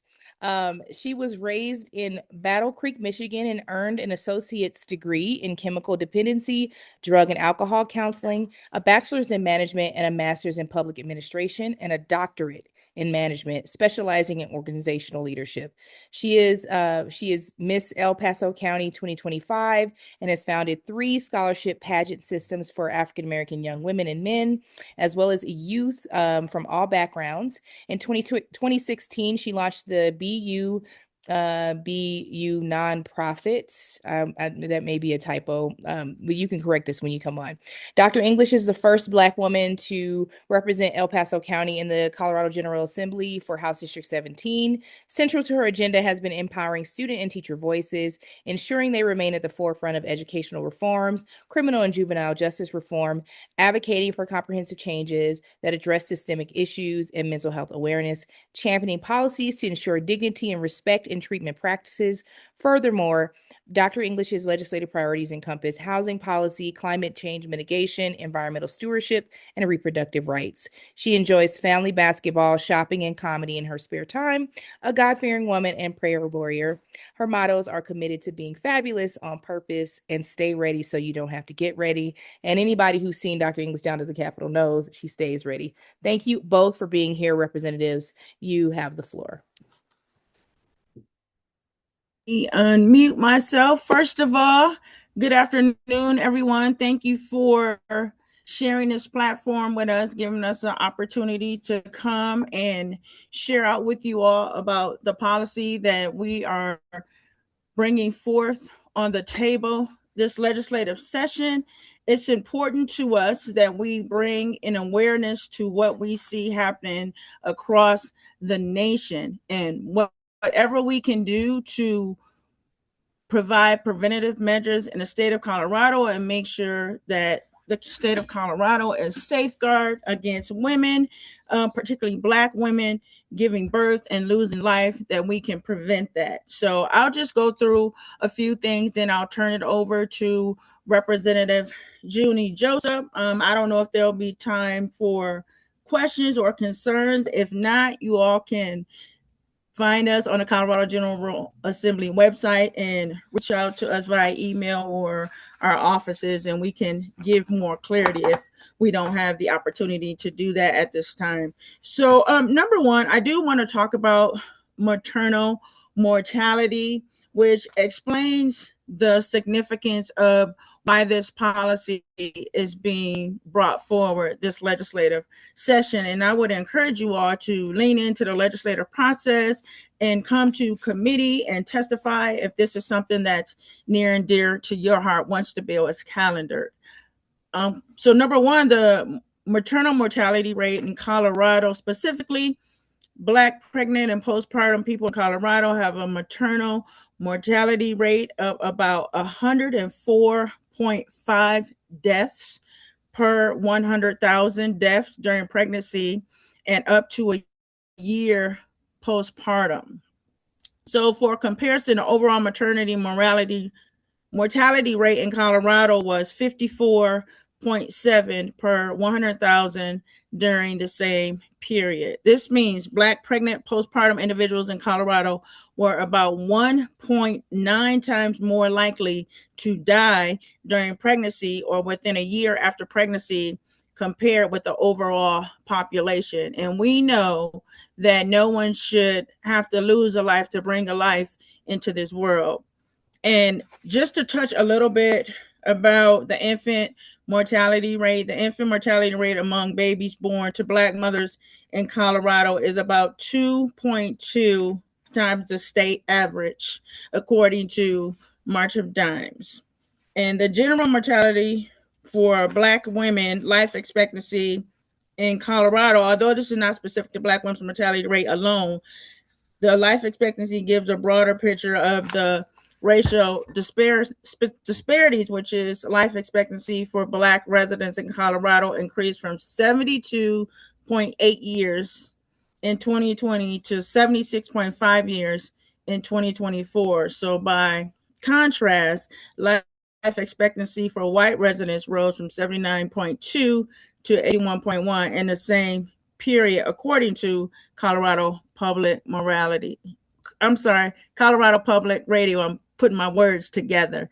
But just to highlight some parts of this particular bill to make sure, again, that we can prevent these deaths, because the overall population for Black mothers in giving birth is 54.7 deaths per 100,000 live births, and one death of a Black woman giving birth, because and negligence is a reason for that, is too many, one too many. Pregnancy-related deaths. The total reported deaths was 80, equating to 25 deaths per 100,000 live births. For Black mothers specifically, 52.2 deaths per 100,000 live births, the highest rate among all racial and ethnic groups. So we're bringing a bill to improve equity in maternal health in Colorado. And the bill is designed to reduce preventable maternal deaths and complications, improve respectful and equitable maternity care, and address racial disparities, especially the higher risks faced by Black birthing mothers in Colorado. And I'm just going to break down real quick about the different pieces of the bill, and I'll turn it over to Representative Joseph.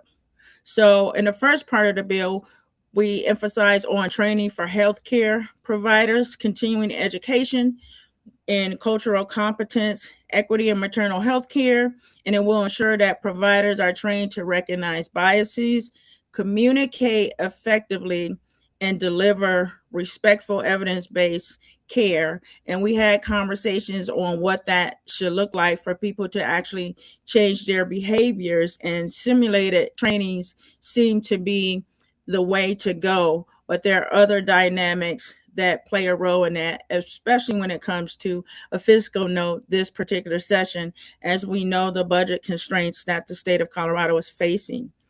The second part of the bill is actually listening to birthing parents to better understand their real experiences, and we want to propose a survey about health outcomes, safety, and quality of care, which will be compiled to help improve maternal health policies statewide, specifically towards white women, because if there's a survey and it's not particularly geared towards Black women or women of color, oftentimes those surveys don't get answered. So we want to make sure that we can create access and opportunity for different perspectives, to be more inclusive for Black birthing moms to actually respond to surveys, so that we can make sure the data we're capturing is inclusive to what we experience when we're giving birth. Number 3 is respectful maternity care in hospital, protecting patients' rights during childbirth. And we're proposing that hospitals must publicly display a respectful maternity care statement. We don't have that clear statement just yet. We're working on drafting that right now. So that will be public as soon as the draft is done.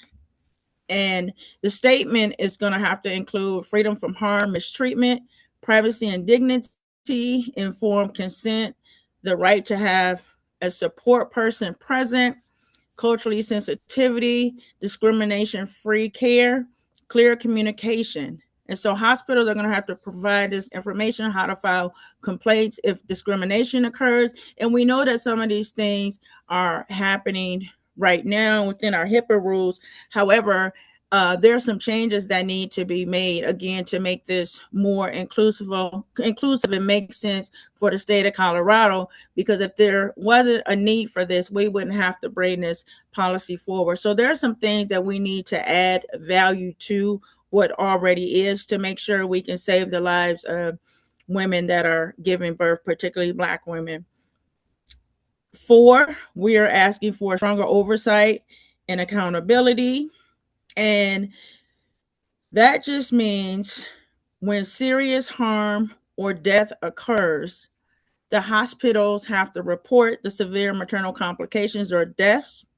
If there's a reason to believe there has been racial discrimination, implicit or explicit biases, negligent care, denial of care, and other inequitable treatment contributed. CDPHE must investigate promptly, interview families and providers, review medical records, assess biases or discrimination. And again, some of these things that I'm talking about right now in our bill, as we continue the stakeholder process, will pretty much change slightly, not holistically, but slightly. And number 5, penalties for preventable harm.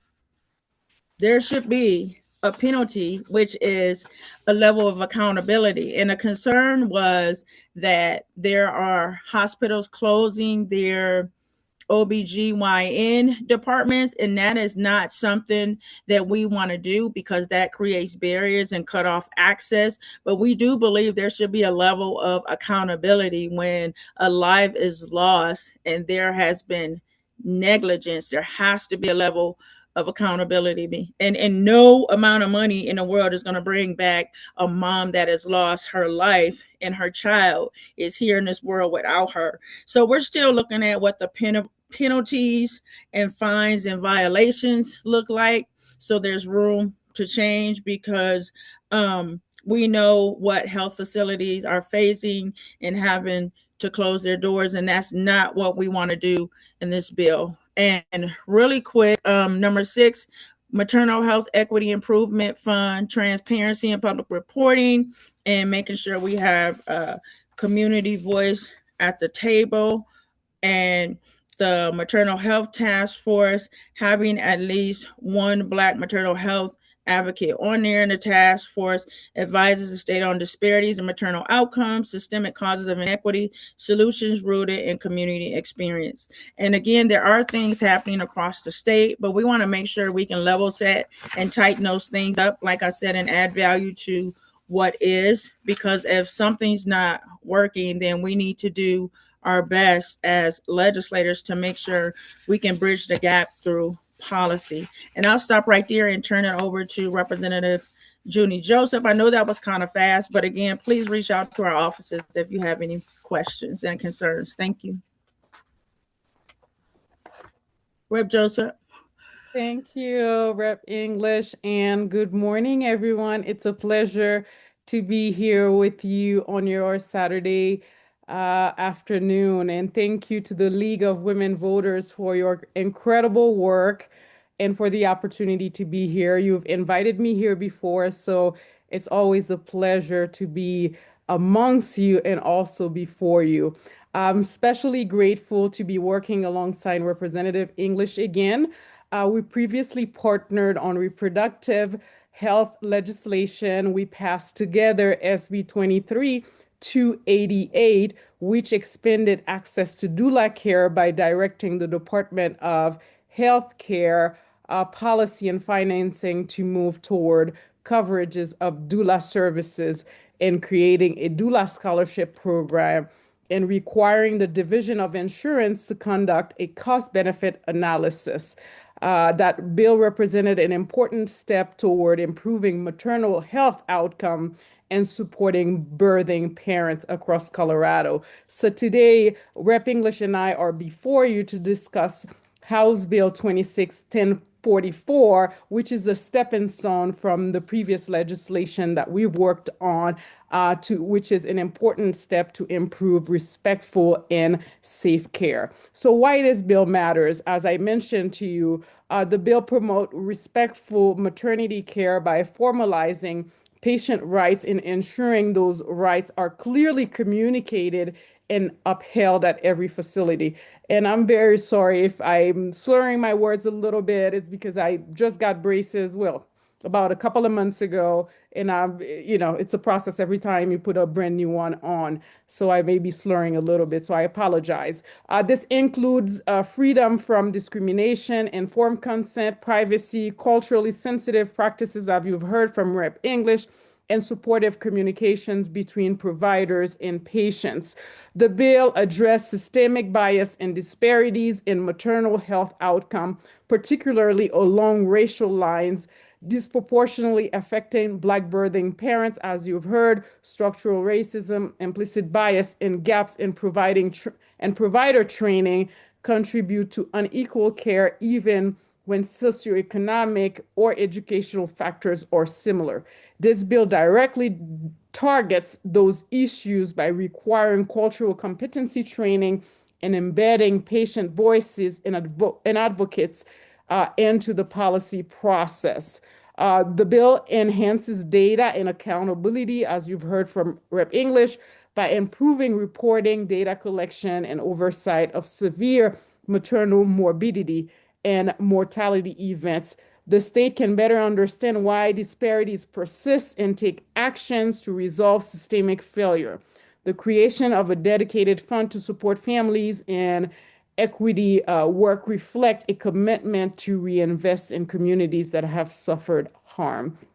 You heard from Rep. English concerning both the national and the trends in Colorado and the stats and why this bill matter.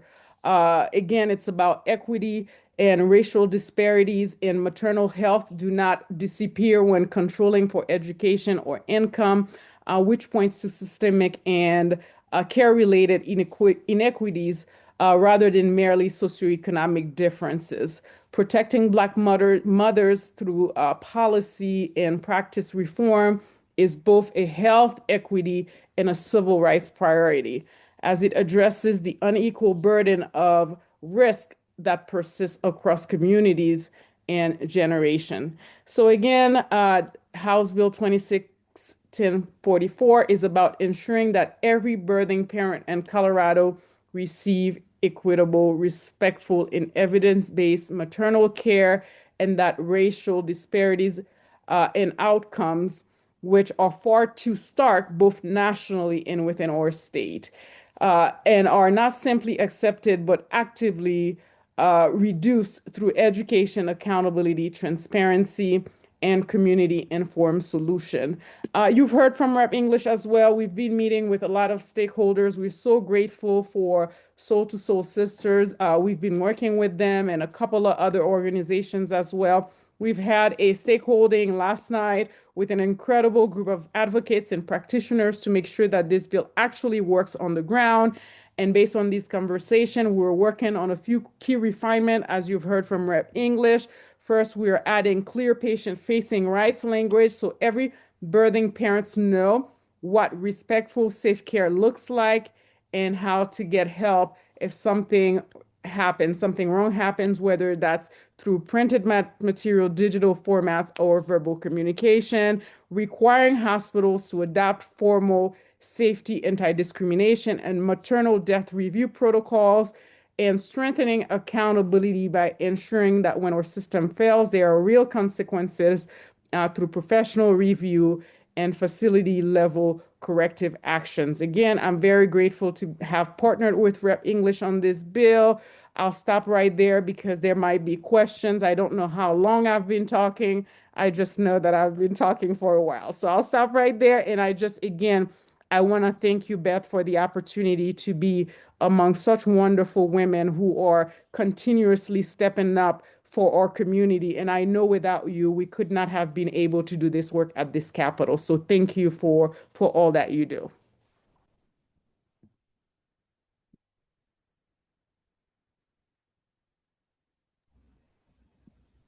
So do we have any questions? We do have a question in the chat. Does your proposed bill focus solely on Black pregnant people, or does it also include Native American, Hispanic, and other populations who have a higher than average mortality rate? Oh, I did respond directly to that question to apologies. Celeste, but no, it's fine because I can respond to the whole entire group. So this particular policy, it does in fact protect all nationalities, but we're just putting an emphasis in portions of the bill on Black mothers giving birth. So it protects everyone and just make sure there is equity in healthcare. And I just want to level set and say thank you all for the advocacy and the work you all do as League of Women Voters in the community as well. Thank you. I appreciate you all. Yes, and can I add to Rep. English and to your point in the bill as well? Yes, we talk about Black women based on our lived experience, but in the bill, it also, for instance, the part that talks about access to the public posting, it's for all women giving birth. Mm-hmm.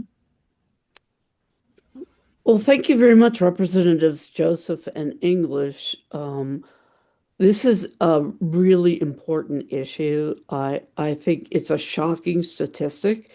And it's my understanding that this inequity applies across income levels. I know some people try to say it's a result of low income, but it's really everybody. And I really appreciate you bringing awareness and attempting to solve this I don't know what you call it, horrifying state of affairs. So thank you. Now I'm honored to introduce our keynote speaker, U.S. Congressman Joe Neguse, who, Kathy? yeah. I'm sorry to interrupt you. Congressman Neguse isn't here yet. Oh, I'm I'm sorry. hoping we can pivot to Andrea until he arrives. Okay, sure. Thank you all for this time this afternoon. Thank you. Thank you. Thanks, Beth. And feel free to let me know if he appears in the middle. We're obviously happy to pick up on the other end if we need to. Thank you. Thank you for your flexibility. Hi, everyone. For those of you who don't know me, I'm Andrea Wilkins. I'm the legislative liaison with the State League. And I have the great honor and a really fun job in working with the Legislative Action Committee, who many of you are on the call today, but for our broader membership, that is our Citizen Lobby Corps that I believe this session is running at about 40 members. So we've really grown over the last few years, which is amazing because it allows us to cover more issues. It allows us to dive deeper. It allows us to do more advocacy work on behalf of LWVCO. So that's a really exciting thing. I engage in this work alongside Kathy Eversberger and Linda Hutchinson, who I think everyone here knows. You've had the opportunity to hear from today, who are the Action and Advocacy co-chairs. So I want to just run down kind of the highlights of some of the things that LWVCO is going to be looking at closely, some of the focus areas of our lobbying and advocacy efforts this session.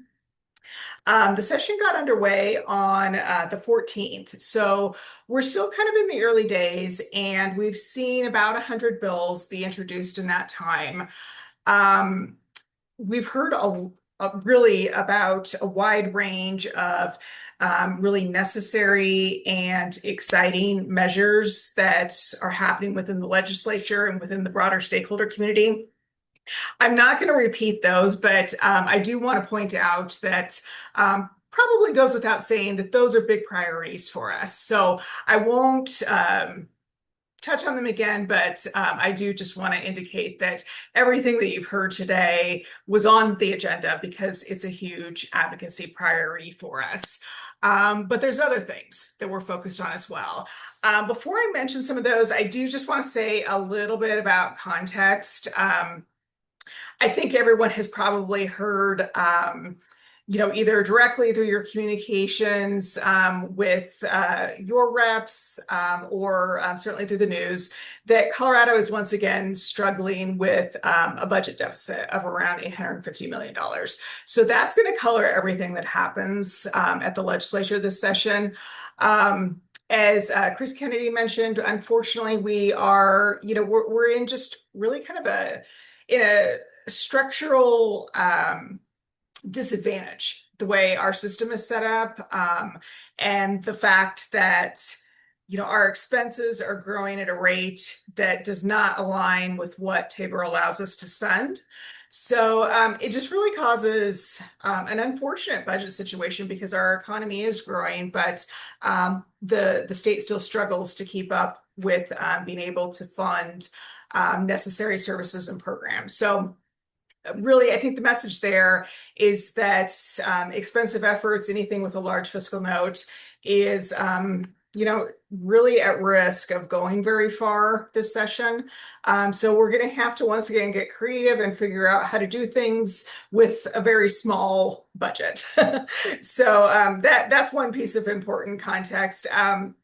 The other thing that I think the General Assembly is focused on, and certainly the Legislative Action Committee as well, is the concern in Colorado around affordability and the cost-saving measures that are being explored to address some of that. And this is really kind of ranging from, all of the big areas, from education funding and ensuring that, we preserve that and the progress we made towards the budget stabilization factor, to trying to address healthcare costs, including Medicaid, and then also looking at housing and how we spur the development of more affordable housing and provide housing protections so we can provide stability for families across the state. Some of the other things that I want to point out that LAC will be working on, in combination with the voting and elections team, I've been pretty focused over the last several weeks, if not months at this point, on trying to work towards some legislation, either enabling legislation or perhaps an inclusion in the election omnibus bill that we expect to be introduced relatively soon, that would enable or require, I should say, rules promulgation to facilitate the adoption of single transferable vote, or the multi-winner version of RCV, by municipalities that choose to conduct their elections in this way. We're really looking for the Secretary of State to promulgate rules that will help guide this process, and also require county coordination. So municipalities can work in coordination with their county to administer the election. And that's something that I think will be a long-term goal for us. If this isn't something that we can accomplish this session, our work on this will continue into the next session. So this is definitely something we, feel strongly about. It's the ability to make this choice to use single transferable vote is already written into Colorado statute. So we really need the rules so it can be implemented. So that is one priority that I wanted to flag for everyone. Another big priority that we've been working on for some time now is really focused around protecting transparency in Colorado, and modernization of the Colorado Open Records Act, Colorado Open Meetings laws, to ensure that we are protecting public access to government documents as well as public meetings. Our work here is focused both within the legislature. Senator Kipp joined us earlier about some of her other work, but one of the things that we are working on is to provide feedback onto some legislation that she is working on in this area. And then we're also working in coalition with a large group of stakeholders around this issue as well, on a possible related ballot initiative that would seek to protect public access. So again, this is something that's been a focus of ours for a while and will continue to be, because it's really just such a core priority for us and such an important issue that we want to ensure that those protections are in place.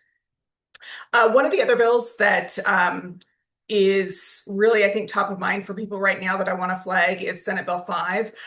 This bill will provide a state-level statutory cause of action for violation of an individual's constitutional rights in immigration enforcement actions. This legislation is being sponsored by Senators Wiseman and Gonzalez and Representatives Mabry and Zokai. Obviously, as we sit in this meeting, we're hearing about the horrific things happening in Minnesota. And I think this is an attempt to provide some protections and remedies to protect Colorado citizens. So this is something that we'll be looking at closely and working on more as the session progresses. I also want to mention a new well, I shouldn't say it's a new bill yet. It's a forthcoming bill that we've actually been really focused on in terms of the Courageous Colorado Coalition. I know Landon spoke earlier about some of the priorities that have come out of those group discussions and out of the community conversations. And one of those is ballot readability. We are excited about some forthcoming legislation that will be sponsored by one of our newest legislators, Representative Kenny Nguyen, who is sponsoring legislation that will address both ballot readability and Blue Book readability, ensuring that language used equates to an eighth grade reading level. It doesn't exceed that to really facilitate understanding. We have not seen that yet, but I actually just learned about this a little earlier this last week. So that's something that we'll be looking into as soon as we get a little more information there. And then one of the other bills that we expect to be introduced is a bill by Representative Titone that would permit mid-cycle redistricting. I know there's been a lot of conversation about this within our statewide membership. I don't believe we have seen a bill draft on this. We've requested one. I don't think that has come through, but it is something that we are very interested in, given all the work that we have done on the independent redistricting commissions dating way back to 2017, 2018. But we also realize that, people are looking for solutions to some of the really significant problems that we're experiencing in our system and in our government right now. So, I'm not sure what this bill is going to look like, but this is definitely something that we will be following closely. We'll be speaking more with Representative Titone, I'm sure, and we'll keep all of you posted as we learn more about this. Those are just a few highlights. I think, as everyone knows, LEC really covers such a broad range of topics, ranging from government issues to natural resources to social policy. So you can expect that we will be following all kinds of legislation as we do every year. Typically, we're lobbying on 100+ bills each session. And given the fact that we have grown, I expect that to remain similar this session. And we'll be keeping you posted as we go along. We don't have our bill list posted yet, any of those reports or topical lists, because we're just getting our work started for the year. But please check the LWVCO website, specifically the legislative action page that will take you to those lists. And we expect to have those available to you and start developing those within the next week or two. And with that, I just want to pause and see if Kathy or Linda want to add anything to that or have any comments for you all.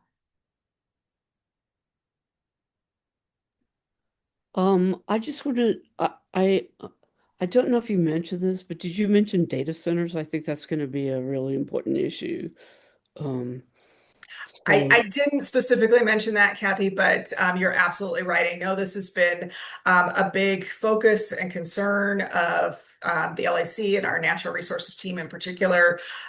So we're actually in the process of providing feedback on the legislation that Kathy Kipp is working on. So it's definitely going to be a big focus for us this year. And thank you for flagging that, Kathy. Yeah, and we have an issue group called JEDI, which is Justice, Equity, Diversity, and Inclusion. So many bills cut across those areas that we look at, and so if anybody wants to help us, we'd be glad to have the help.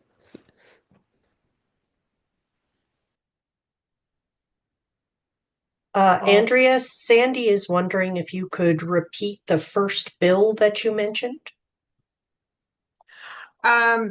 In relation to single transferable vote, I think maybe that was the first bill topic that I mentioned.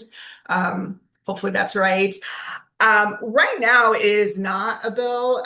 We're actually working to try and get it there, either as a standalone bill that would essentially be enabling legislation to facilitate the rules development around this, or as possibly an inclusion in the much larger elections omnibus or elections cleanup bill, as we sometimes refer to it, bill that will be sponsored by Emily Sirota that we expect to come out in the next few weeks here.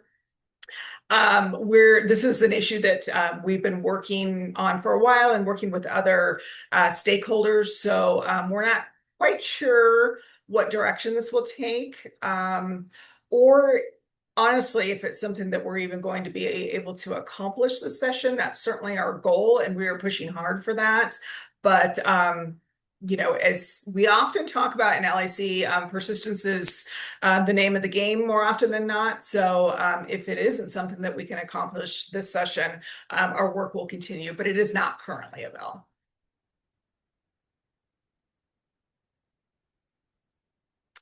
Anyone else? Okay, well, this is a good time to switch. Congressman Neguse did arrive. Thank you so much, Andrea. And I'll give it to Kathy. Well, I'm honored to introduce our keynote speaker, U.S. Congressman Joe Neguse, who represents Colorado's 2nd Congressional District in the House of Representatives of the United States. As a representative for one of Colorado's largest and most rural congressional districts, and I'll just mention that this area is bigger than 8 states and spans over 12,000 square miles. So that's a lot of coverage. Representative Neguse is proud to fight for the people, lands, water, and farms of northern and western Colorado. He has served 3 terms in the House and is the first Black member of Congress in Colorado's history. He's a member of the Natural Resources, Judiciary, and Rules Committees, and is the ranking member on the House Subcommittee on Federal Lands.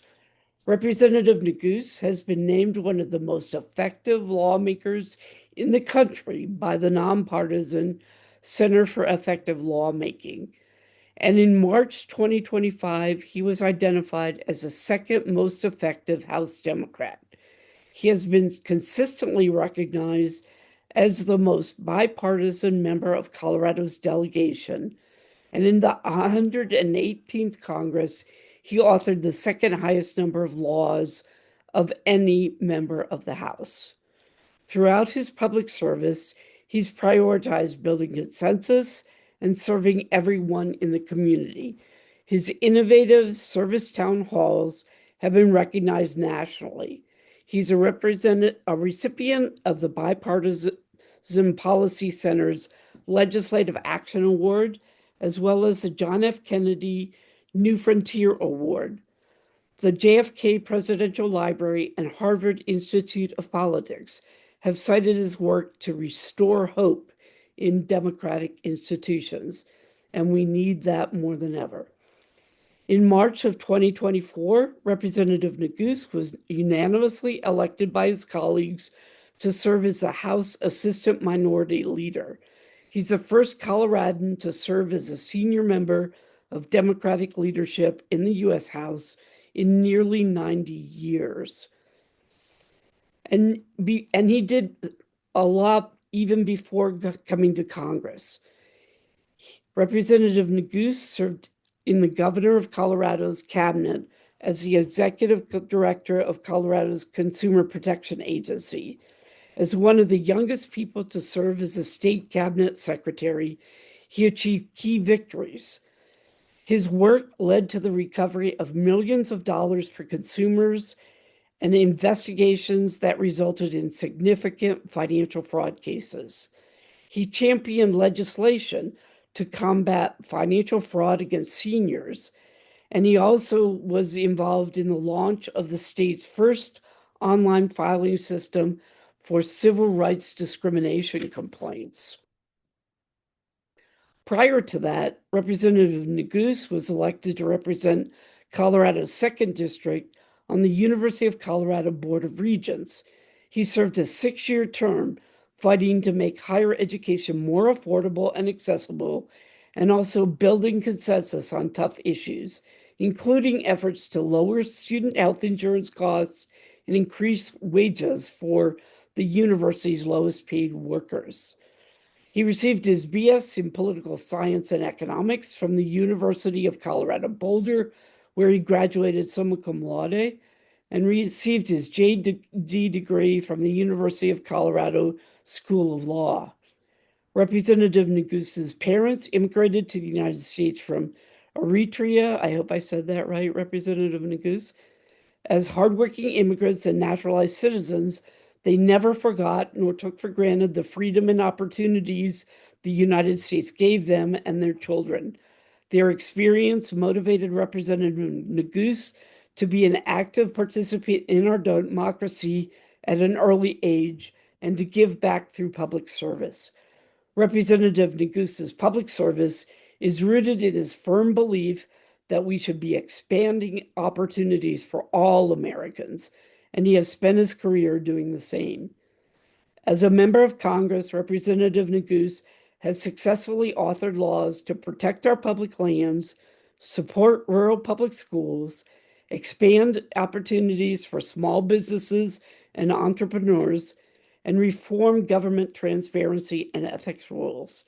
He continues to lead efforts to tackle the challenges facing our country, from reducing gun violence to lowering costs for working families by making healthcare, childcare, prescription drugs, and housing more affordable. Representative Neguse and his wife Andrea live in Lafayette, Colorado, where they are raising their 2 young children, Natalie and Josh. The congressman will talk to us today about his efforts to end corruption in D.C., which is a pretty heavy lift. I think we can all agree. Congressman Neguse, thank you for being here. Well, first and foremost, thank you, Kathy, for that overly generous introduction. That is the most articulate and glowing introduction that I have ever received in my 7.5 years of serving in the United States Congress. So I want to thank you. That means a lot, and you're very kind. And what a privilege it is to be able to join all of you. I want to offer 2 apologies and I suppose explanations, perhaps.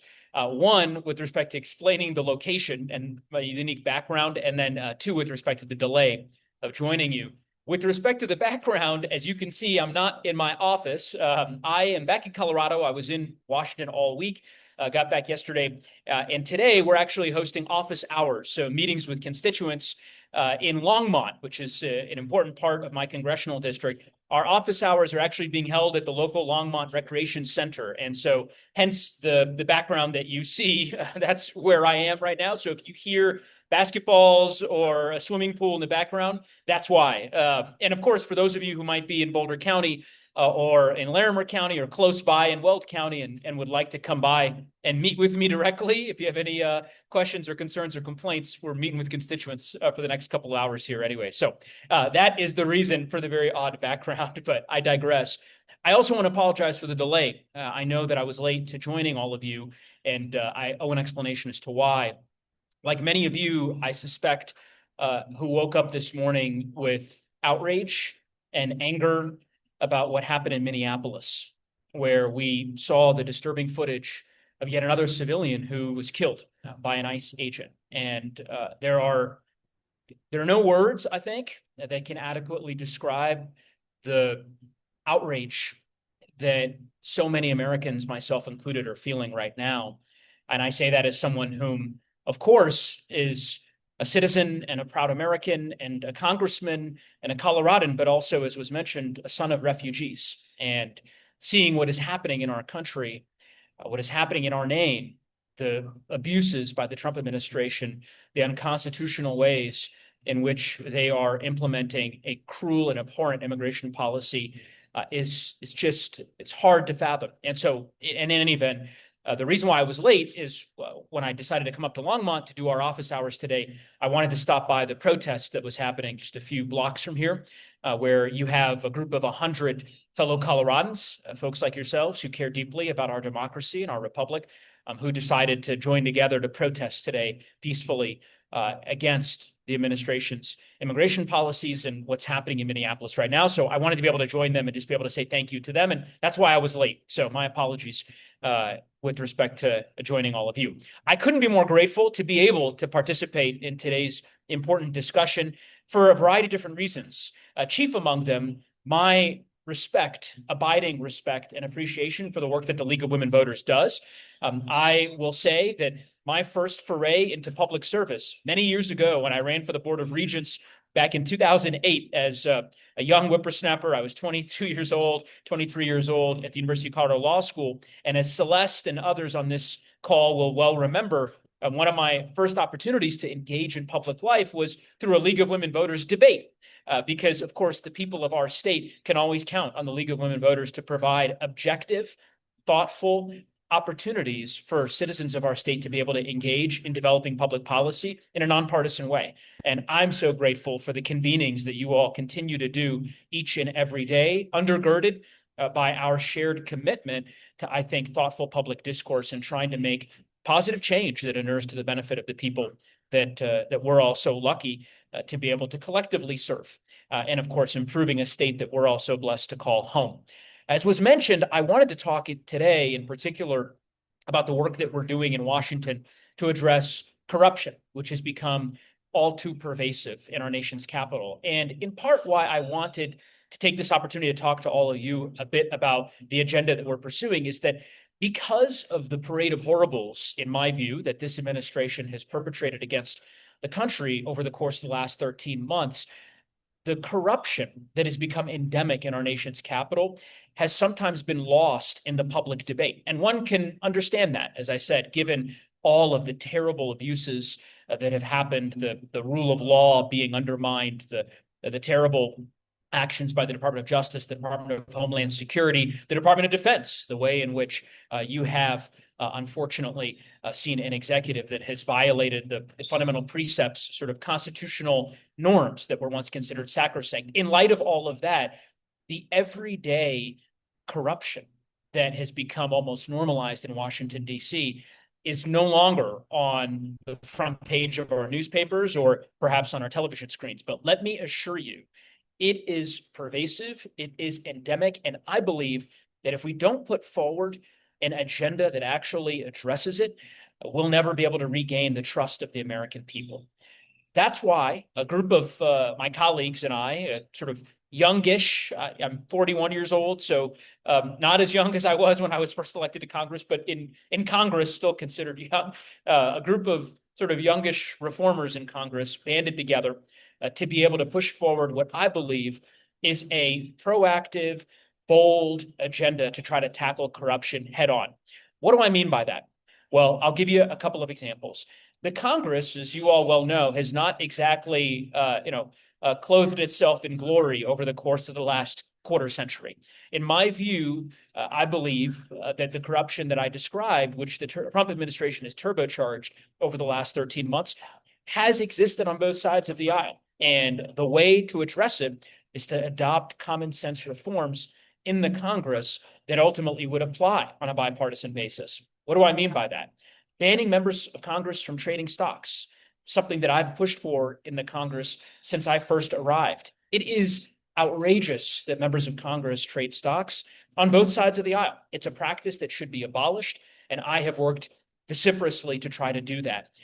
Banning members of Congress from becoming lobbyists. You might be surprised to learn that upwards of 30 to 40% of members of Congress, after they've left Congress, become lobbyists. In my view, it is a practice that is abhorrent, and it is a practice that needs to end. And I've introduced legislation to try to stop it. Ending Citizens United, which of course has been something that the League of Women Voters has been very passionate about in years past. We've introduced a constitutional amendment, proposed constitutional amendment that now has 65 co-sponsors. I'm the author of the legislation in the House. And I believe that that would go a long way towards addressing the special interests that have become, in my view, so pervasive and have flooded our system in terms of the dark money that we find in our political system day to day. There are a variety of other parts and components of this legislation that we've introduced, everything from strengthening our bribery laws, which have been weakened by the Supreme Court, to basic dark money prohibitions that would not require a constitutional amendment, but rather reforms, for example, to the Federal Elections Commission, which has become a dysfunctional and moribund agency, the agency that's responsible for regulating campaign spending in our elections. We've called all of these bills taken together the End Corruption Now agenda. And as I mentioned, I think it's a common sense set of proposals that people of all political allegiances, people from all political affiliations, people from all walks of life can get behind. And we're working very hard to convince leadership in both parties to push forward with this reform-minded agenda such that, again, we can begin to restore the semblance of trust and confidence that the citizens of our country ought to have in elected officials. It has to be a two-way street, and Congress has to begin to reform itself. So I will stop there. I wanted to just be able to have the opportunity to perhaps share that agenda with all of you. I hope that you'll learn more about the bills that we're proposing, and insofar as you're interested in engaging with us on other ways that you all might have of ways that we can reform our democracy. I mentioned Celeste Landry, one of your members, who I believe might be on the call today, who has been very effective, I think, in conveying to our office a number of different pro-democracy reforms that we've then signed on to as a result of her advocacy. And so I would encourage all of you to do the same. Let us know. You'd be surprised at just how often we end up joining and advocating and leading on legislation that comes from constituents like yourselves. And my view has always been that the best ideas are not my ideas. They're ideas that have been suggested by the people that I'm so privileged to serve, from Fort Collins to from Granby, from Gypsum to Steamboat Springs, from Breckenridge to Hot Sulphur Springs, and every corner of my district and beyond. So I will stop there. Thank you again for giving me the opportunity to say a few words. My apologies again for my delay. I will close, I guess, perhaps with one more, like any good politician, I've promised the closing a couple of times, but we'll continue to break that that pledge. But I really will close on this. Notwithstanding the outrage that we all justifiably feel, it is important for us to find ways to keep faith and to stay hopeful about the future. I am hopeful. I'm hopeful because of the 100 protesters that I just met and had an opportunity to thank. I'm hopeful because of the constituents that I'm visiting with here at the local rec center. I'm hopeful because of all of you deciding to spend your Saturday in the way that you're doing, convening in this way, when you could be doing a lot of other things, but notwithstanding everything that's happening, recommitting yourselves to doing the hard work that's necessary to rebuilding our republic. So thank you in advance for that work, and know that you'll have a partner in me as long as I have the privilege of representing our great state in Congress. So thanks so much. Congressman Neguse, are you still there? I am. Oh, I just want to say thank you. I'm Irene. I'm the president of the League of Women Voters of Colorado. And I want to say, first of all, I just want to say, personally, I'm a super fan. But I do believe everybody in this meeting is also a super fan. You are so beautifully articulate, whether you're speaking from a gymnasium or on Morning Joe. I woke up the other morning and there you were on my big old screen TV, just laying it out for us. You are so good at the term representing us. Thank you. I think the title is well deserved. And the fact that you even took time and you started off by saying that you're a fan of ours. It's great to hear that we're able to work together. And again, we just thank you. Thank you. Thank you so much. It means everything to me. It really does, especially coming from you and coming from the League of Women Voters. I trust me, there's no more trusted voice, in my view, in terms of our civic infrastructure in Colorado than the League of Women Voters. So for me, it means everything. Thank you. You know, we're going to quote you on all that. Yes, ma'am. Quote it. Yes, we're going to use you. Thank you. Take care. Thank you, Representative. Okay. Well, that was wow. Wow, right? I'm looking at all of you. I wanted to tell him, you should have seen all the emojis floating around on my screen. Everybody was clapping and heartening the whole time he spoke. It really was a great way to end this legislative conference. I want to take the opportunity to thank some others. First, I'm going to thank Andrea. I know you were a little, you got caught there and had to speak a little earlier. Thank you, Andrea. Your work is guiding our Legislative Action Committee, our fantastic group of volunteer lobbyists that go along with this, who represent every day at the Capitol and make sure that the League's collective voice is heard. Also like to thank Jane Dunk, our operations director. She's the glue that holds us all together. I think you can all say something. I bet everybody on this meeting would say, oh yes, she helped me. I'd like to thank our executive director, and that is Beth Hendricks. Beth is the one that pulled this thing together. She developed today's agenda and she brought us all together. Beth, there's lots of claps coming for you. I don't know if you can see all those emojis coming through.